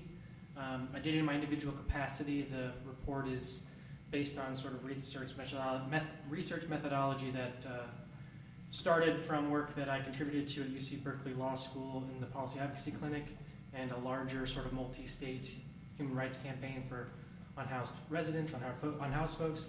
And this report was just a documentation from public record of what the response system to homelessness looks like in Davis, and that's all. So no recommendations in the report or anything, purely informational. Thank you. Yeah, and per some communications that I had with my co-chair, we think that this would be a useful kind of presentation to hear, but per staff and the city clerk, this may require council to approve to have us hear that informational presentation. So just to kind of keep this quick, is there a motion to request council to allow an informational presentation to be heard amongst our commission? Motion to request. Seconded. All in favor? Aye. Yes, and if anybody has any questions or comments about that process, happy to have those asked or made. Yeah, just quickly, I just wanted to check and make sure that was because I feel like I don't recall us voting on like requesting an agenda item before. So I know we have to have, we've had to, seek support or approval from council for agenda items. I understand that, but I just wanted to make sure that voting on it was how we're supposed to do it.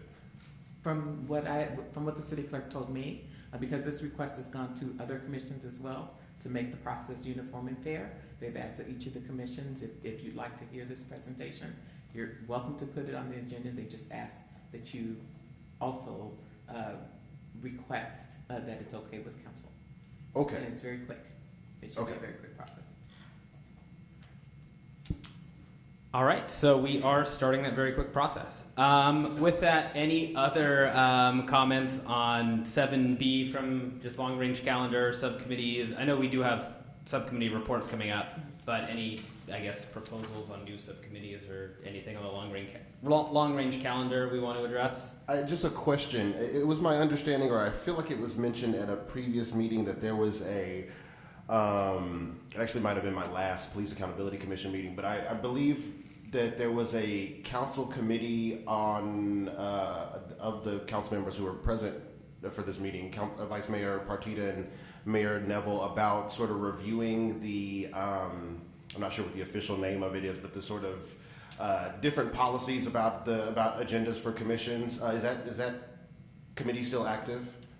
Do we know when it is going to report back to council? No, we're just starting our road tour. Of meeting, I assume, with the chairs and vice chairs? Okay. All right. Anybody else? Yeah, go for it, Commissioner Nurse. For the long-range calendar, I recall a communication with Yolo County Office of Education about the state of childcare in Davis within the overall, and I don't, is that on here and I missed it? I can add it though. Okay. Because if I recall correctly, Director Bailey, they did get back to social services that they were willing to come and present on the status of childcare accessibility and affordability in Davis. I just don't know if that dropped off, summertime, you know. I don't remember us adding that to this list, but I will add it, and I can reach out to them and Okay. have them come back and have that conversation. You would say DJUSD. No, Yolo County, because early education is under the county, not under DJUSD. Okay. And, yeah. Thank you.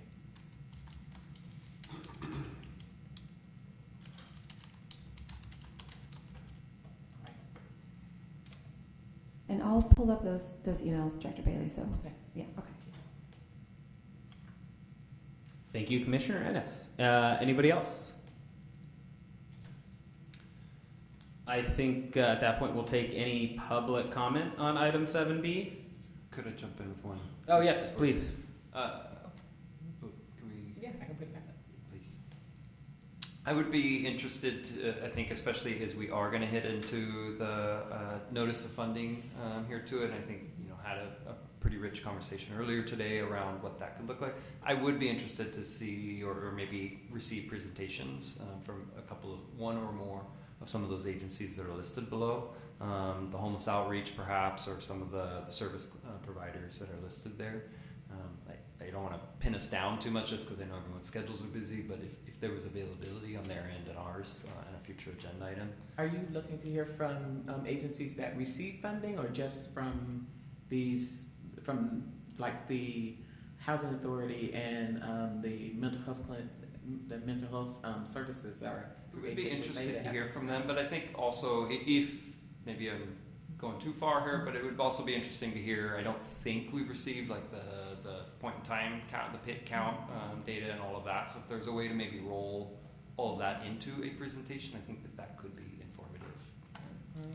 We can make a request of the HPAC. They're responsible, the Homeless Poverty Action Committee. They're the regional continuum of care.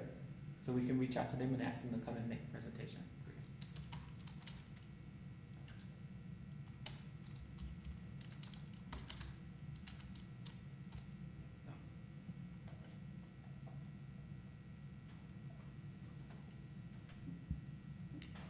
Seeing no other comments, we'll go to public comment on item 7B. Seeing no public comment live, any written public comment? No. All right, we will move on to agenda item 8, subcommittee reports. Do we have any subcommittee reports? All right. If I can get our computer to catch up with us. I'm moving too fast. It's hurting its heart. Okay. We do have a report from Commissioner Brown Blake on Yolo Children's Alliance. So, thank you so much, Director Bailey. So Commissioner Horton and I, in May, next slide, went to go visit Yolo County Children's Alliance, and were very well received and had a lovely conversation to learn more about the agency with the executive director, the director of development, and the grant writer. So thank you. Just an overview, YCCA is a Yolo County nonprofit, and while they are the designated Child Abuse Prevention Council of Yolo County, they have expanded their services, and they kind of focus on 3 pillars of out-facing care. So family support, parent education, and community collaboration. And this is a quote direct, this is sort of a description directly off their website. So it was founded in 2002. This is their operating budget, and this they were given just over 10,000 CDBG funding over the last 2 fiscal years, just due to the process and the way we had to or the way the city had to roll that through.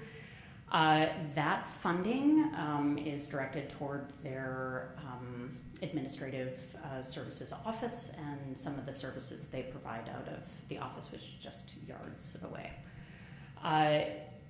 They serve over 2,000 residents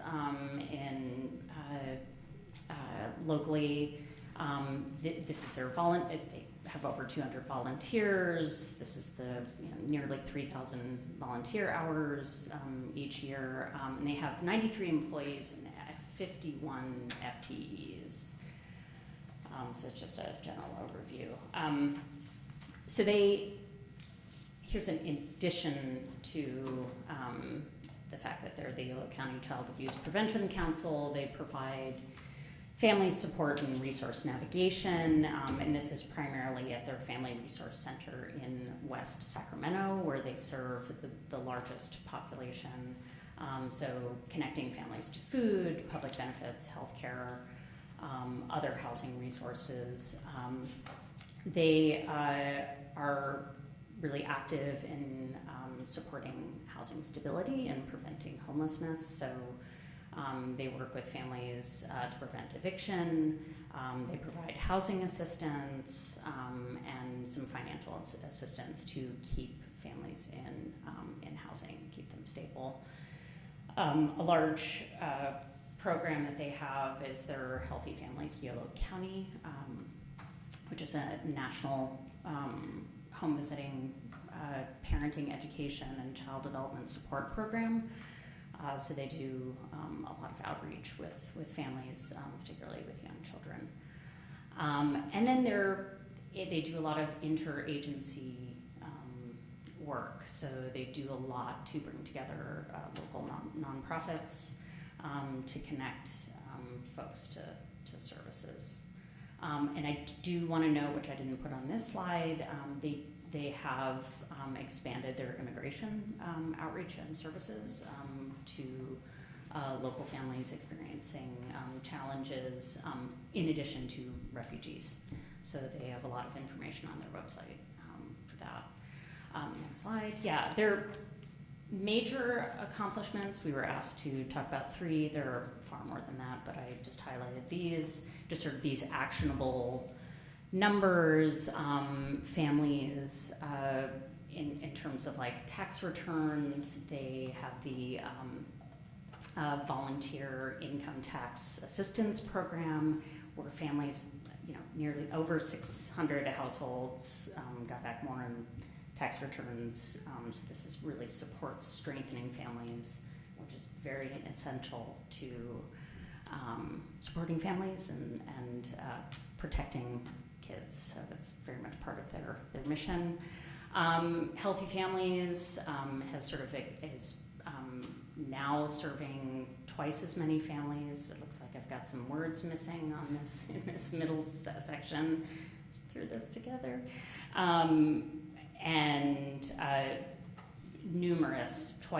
They've surveyed twice as many families in 2025 with over 3,000 home visits in a single fiscal year. And then they're very engaged in building community.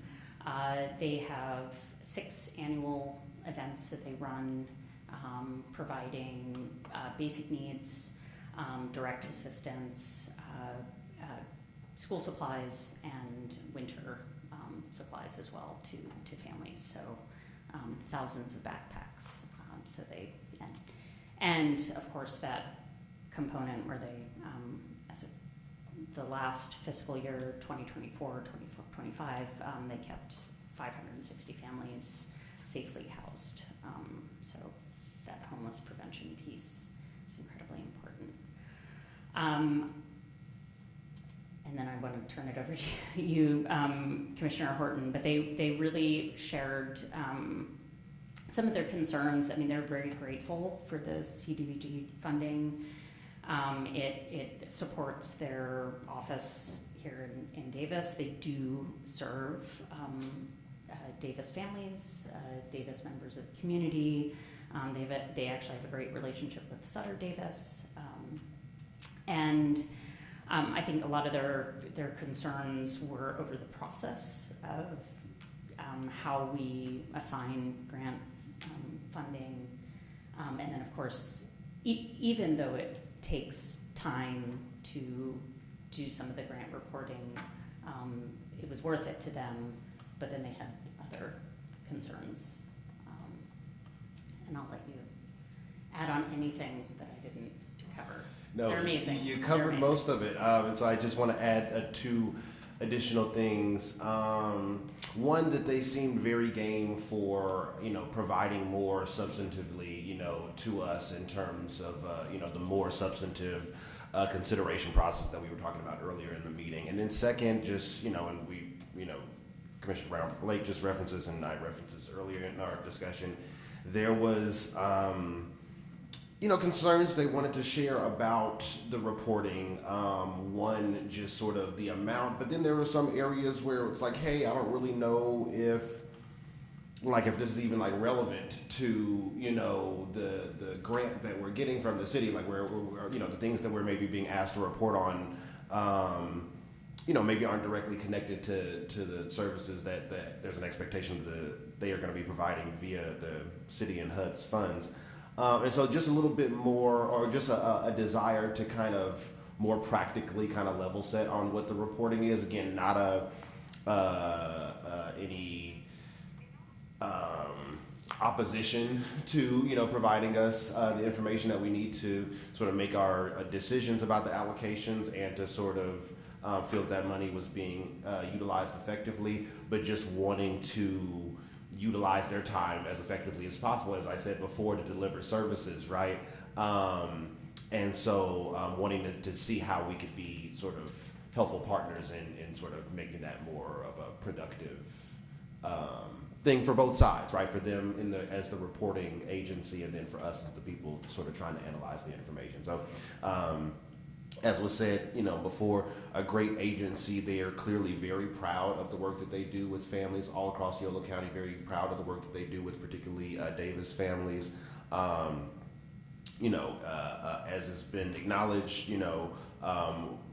every year we're spooning them a smaller spoon of money, but they did, I thought it was important because we were having that kind of conversation as a commission about, well, if the money is so small, is it really worth it to give it to these, separate organizations? I put that, quite directly to them, and they, as Commissioner Brown-Blake just mentioned, we're very much of the opinion that, hey, this amount of money, as it is important enough that we want to put the effort toward maintaining it. And then also to the point that was brought up, a couple of commission meetings ago about how this is an important opportunity for these nonprofits to leverage that sort of city stamp of approval, then to get money from private sources outside of the city and HUD. And so great conversation. As was mentioned, that we were very warmly received by the whole family there. And so looking forward to continuing to learn more about the work that they're doing and support them in the best way we can. Yeah, and we do have a subcommittee, but the recommendation also, and I forgot to mention this, was to look at other cities in Yolo County to see what their CDGB process is, with specific focus on community engagement and how, for example, West SAC engages their stakeholders. Thank you. I guess we can ask questions amongst our commissioners to the report. Yeah, let's go for it. First of all, thank you so much. This was great to see, and it's incredible the amount of work that they do. Did they say anything in detail about what West SAC is doing, or how would we get that information? Can we?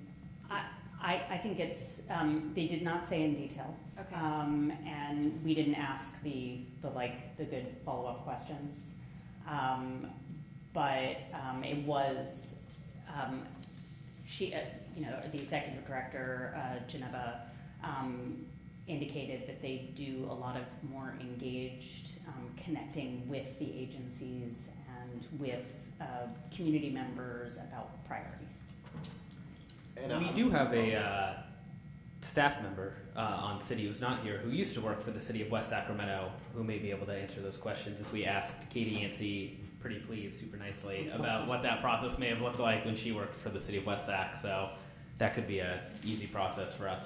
And also from our conversations with them, I imagine they'd be very, helpful and forthcoming to us of telling us what their view of the process is.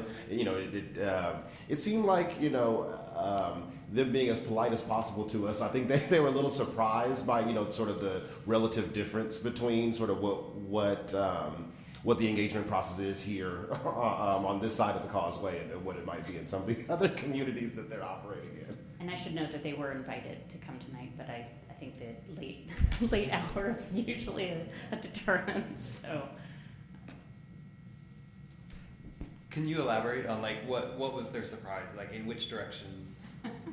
Oh, just as as was said earlier, that particularly in West Sacramento, there is a and we need to get more specifics on this, but a more robust sort of community engagement sort of process to some of the questions that were brought up earlier about accessibility of services and sort of are we really meeting the substantive or the qualitative goals of these services, right? And I think there's some good things that we can learn from our friends on the other side of the causeway there. So we'll reach out and see what we can get from them in terms of what they know of the process, and then as Co-Chair Curzon said, there's some other resources that we can explore if that's not forthcoming. Any other questions or comments on this report? Thank you again for my fellow commissioners on that. That was a great report, and glad to hear that we're seeing some good work done there. Any public comment on this item? I feel like I've been speaking way too much here. I'm Zachariah Okenda again. My day job is as an attorney for foster youth and homeless youth. I work for an organization called Alliance for Children's Rights, not to be confused with the organization you all went to go meet with, but our missions are very aligned. So I do a lot of advocacy in this space. The only thing I wanted to come up here and say is that I really encourage the commissioners here, as you all already feel inclined probably to do, is to support that organization with your funding decisions as you're moving forward and looking at the need that they're meeting in Yolo County. So I'll just two quick data points that I think support the mission of this organization and some work that I'm personally interested in continuing to work on in a different capacity here in Davis as well.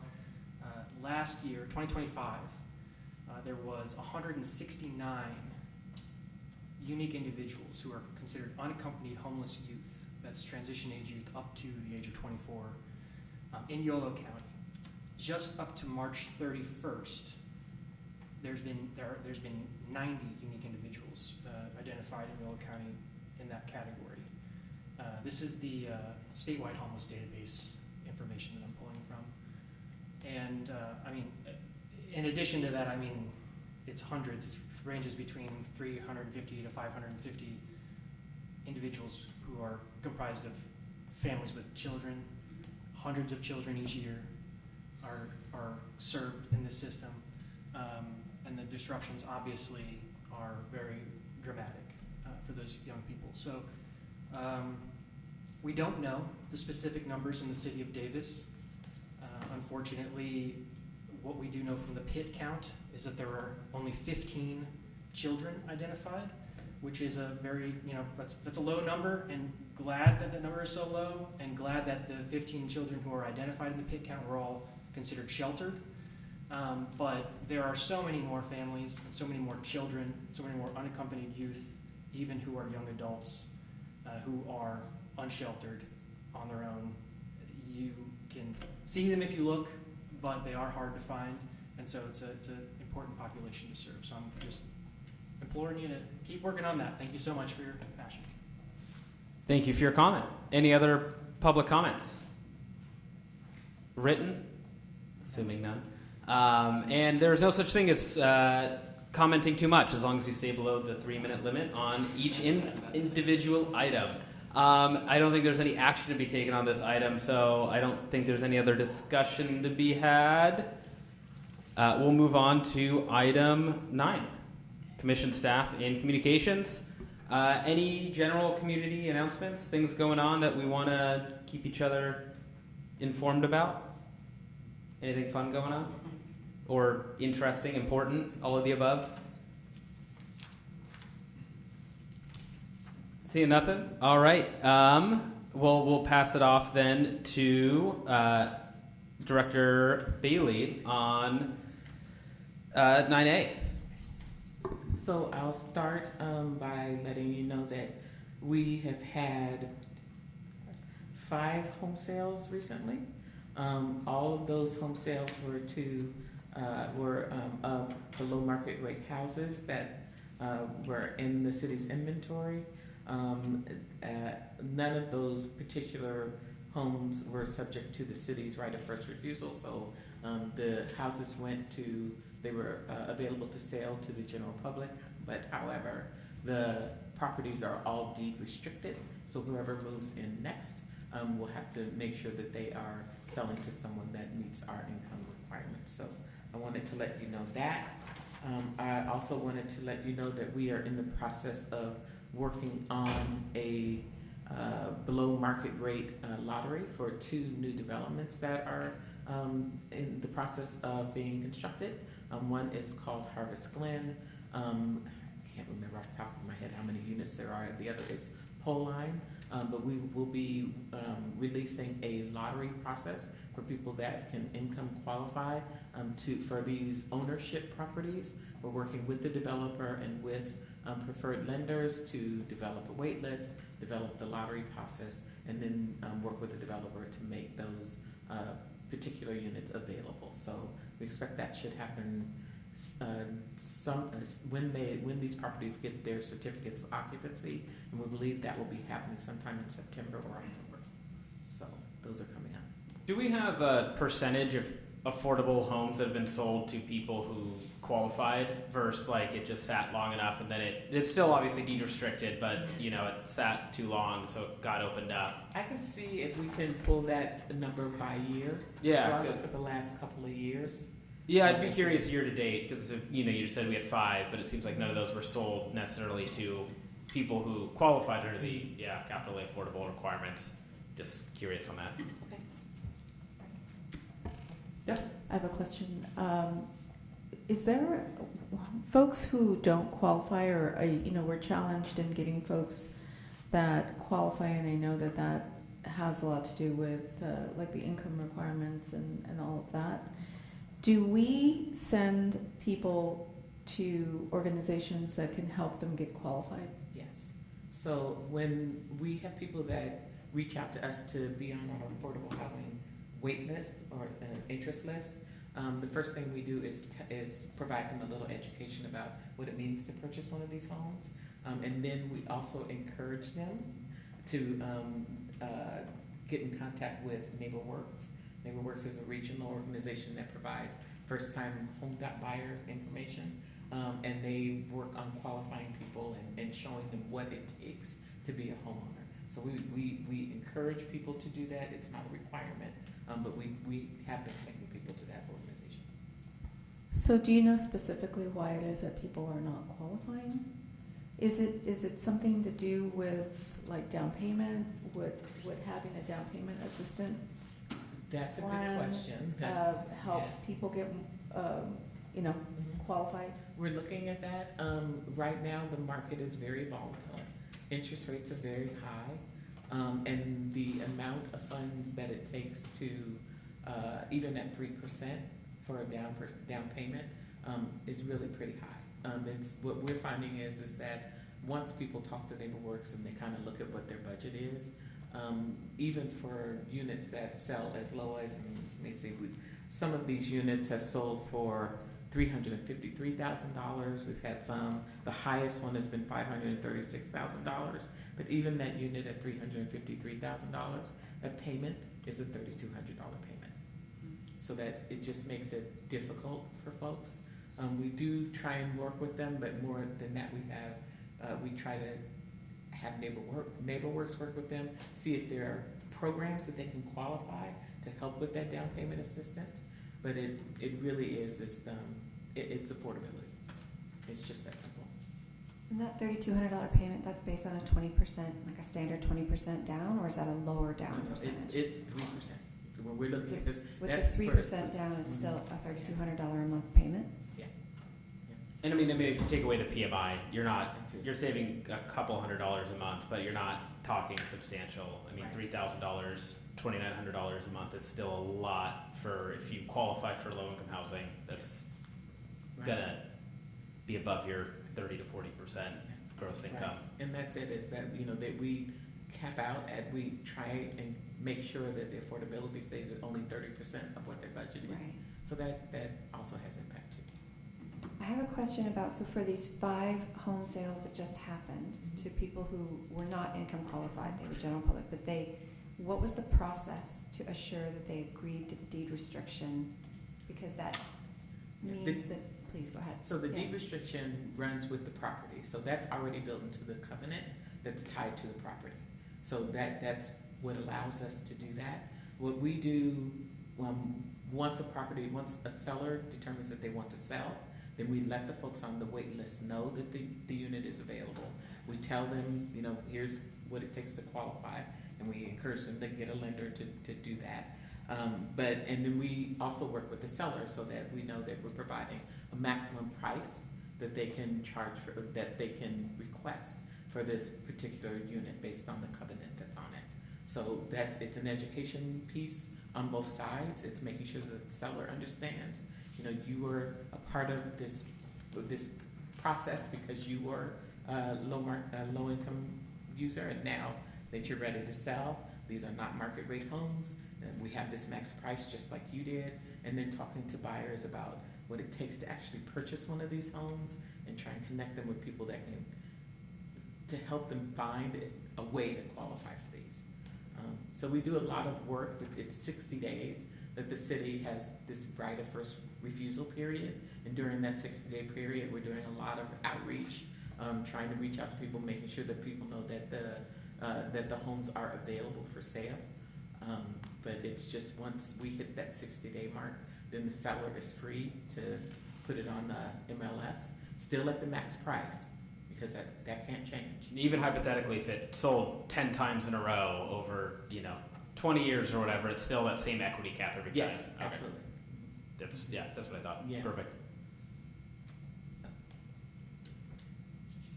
Just very quickly, so this came to my attention sort of between now and the last meeting, or the last meeting that I went to, which I think was 4,000 years ago. It seems like before the recess. And I think this is mostly resolved, but it was kind of concerning for me. I just wanted to bring it to other folks' attention or other commissioners' attention. There's a person in one of the groups, I'm going to try to keep this as anonymous as possible, but a person in one of the many groups that I'm a part of who was having a real rough situation with their housing in terms of pests, really, intense pest problem, issue with air conditioning, and in this season, y'all know it's a real serious situation. And just kind of really struggling to get it resolved. It wasn't until basically the issue was resolved that I found out, oh goodness, this is a city property. This is a person who, this whole family is very politically connected locally, and so the thing that he expressed to me is, my goodness, if I, didn't kind of know the city infrastructure fairly well, if I people didn't necessarily maybe see my name and think, well, I have to respond to this, would this have, would I still be kind of struggling with no AC and this significant pest problem in the middle of Yolo County summer? And it just, I flag it for everybody's attention, one, because it just, like I said, shocked me, and I want us to, I want that to never be a thing that someone in Davis housing is, experiencing. And so I'm hoping that, as we try to provide the best possible service to the folks who are in sort of rental spaces managed by the city, that we are as attentive and responsive to those kind of things as possible. And I hope that, I hope that, no one on this dais hears concerns like this from, folks that they know in the community, but also I think it's important to kind of share them here if they do come up, so that they hopefully can be addressed as a policy matter sort of down the line. I just wanted to sort of share that. Like I said, my understanding is it's mostly resolved now, but it it still sort of was a shocking thing to me. I wanted to sort of share that it had occurred. But thank you. I know that wasn't a motion, but I second.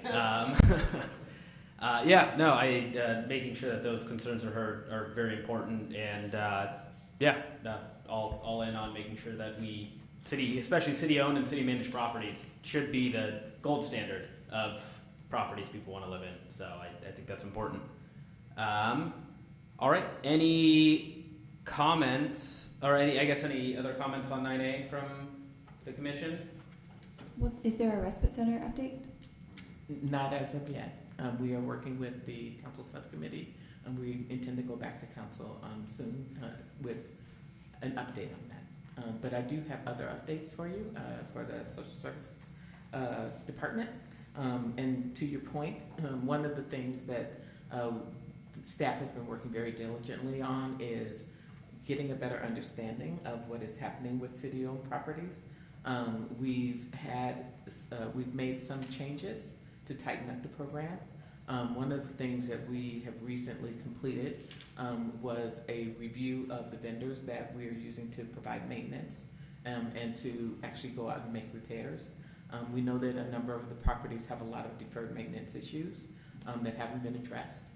So what we're doing is we're contracting with, we've updated our contractor pool, and we will be reassessing a lot of these properties. We're in the process of doing property inspections right now, just to see what the conditions are.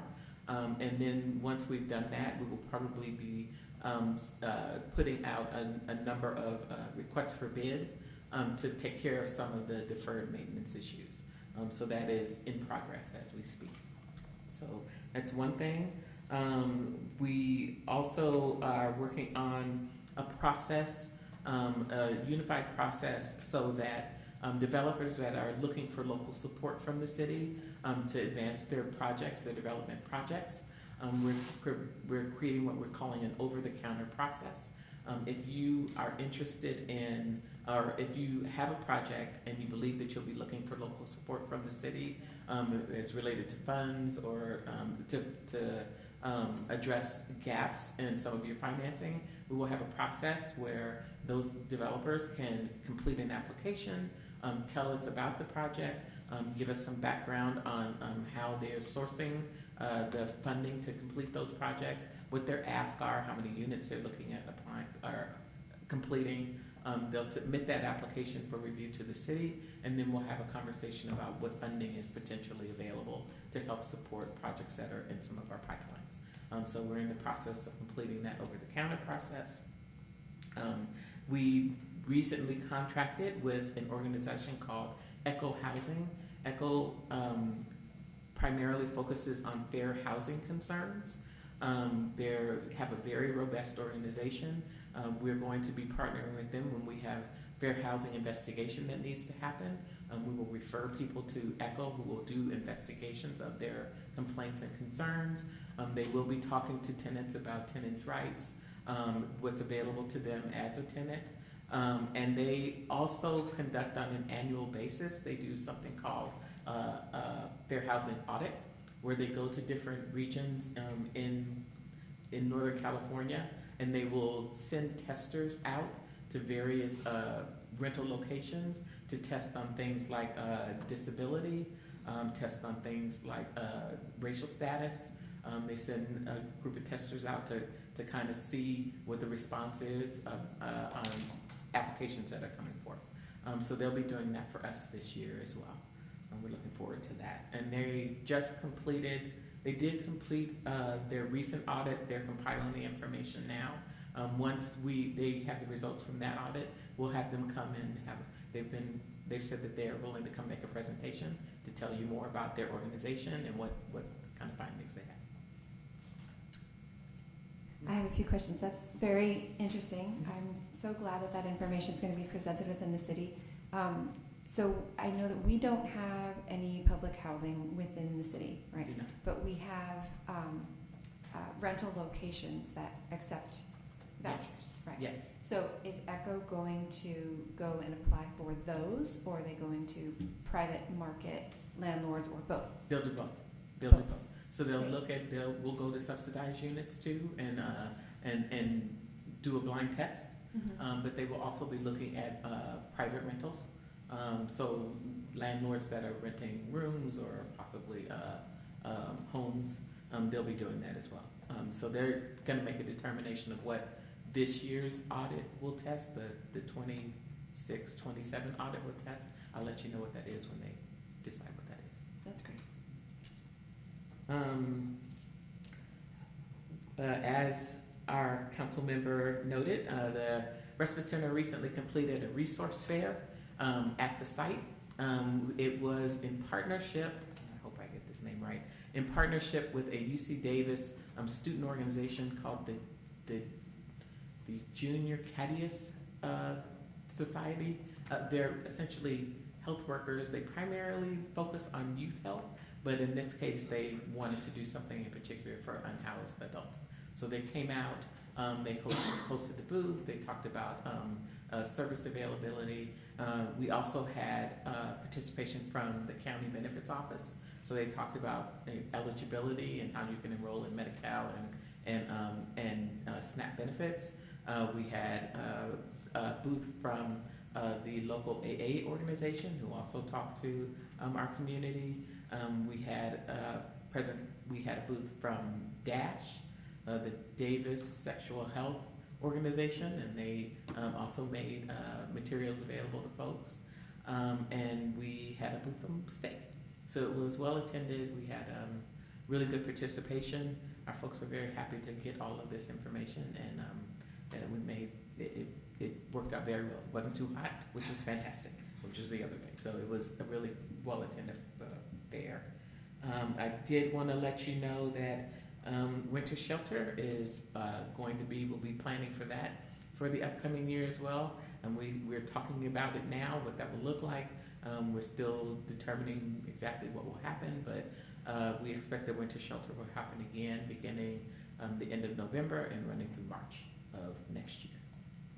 And we are also in talks with Fourth and Hope. That's the regional shelter that's located in Woodland. We are working on a partnership so that the city can reserve some beds at the shelter for use for people that would like to avail themselves of shelter. So we would have the beds reserved for us and then provide transportation to them. But that's also being, it's in the process of being reviewed and executed. So a lot happening right now. Very busy. Great, thank you for the updates. Any other questions or comments from commissioners before we open it up to public comment? When do you think you'll have an estimate on the number of beds we're aiming for the winter shelter? We will take a look. I'm still trying to have a conversation with Highwood Flats. We're taking a look at our budget. Last year we had eight rooms that we reserved, and we continue to have the 8 beds over at Pulse Place. So we're anticipating we will have the same. Okay, and then last year that was augmented by St. Yes. Vincent de Paul. Yes, right? so that's the other conversation we're having, if they have the capacity to do that again. Okay. Any other questions, comments? Seeing none, public comment? Yeah, again, Zachariah Okenda. I just wanted to share my personal experience with the affordable housing program the city has. Sharing a little bit about my own sort of situation just as a metric of comparison for many residents of the city. I'm a nonprofit attorney, but I'm considered on the margin of low to moderate income in the city. I make less than the median income of the city. So I qualify for the program. I have, actually sent some emails to the city, and they directed me over to NeighborWorks Sacramento. And I just wanted to share that it's a great partner. They're a great organization. Anybody who, if you're having conversations with other members of the community who are trying to understand the affordability situation and where, they stand in the market today, NeighborWorks Sacramento is a great resource. They definitely helped me. I think The unfortunate reality is that the answers that I got from them were, this is the state of the market. As Director Bailey mentioned, the lowest house that was listed on that list was $350-something thousand. I don't even qualify for that. So, I can't imagine how many families just find it to be a use, like a path without great utility. So, I know the city, it's really hard to get resources for additional down payment, and I do know that there are potential resources on the horizon with the bond that's going up on the ballot. So information for people interested in that. There is a lot of money going up for, basically I think supply side support of additional development, but some of the resources in that may be made available for down payment or other home assistance programs. That is probably the biggest barrier that people face. I grew up in poverty, so I don't come from wealth, and so down payment is the biggest barrier, frankly, except now 7% interest rates. But other than that, just wanted to share that information and sort of validate the experience that many people going through that process probably are having. That's why these places are not being purchased in the low income market. So thanks for letting me share. Thank you for your comment. Any other public comments? Any written public comments submitted in the short time that was potentially available?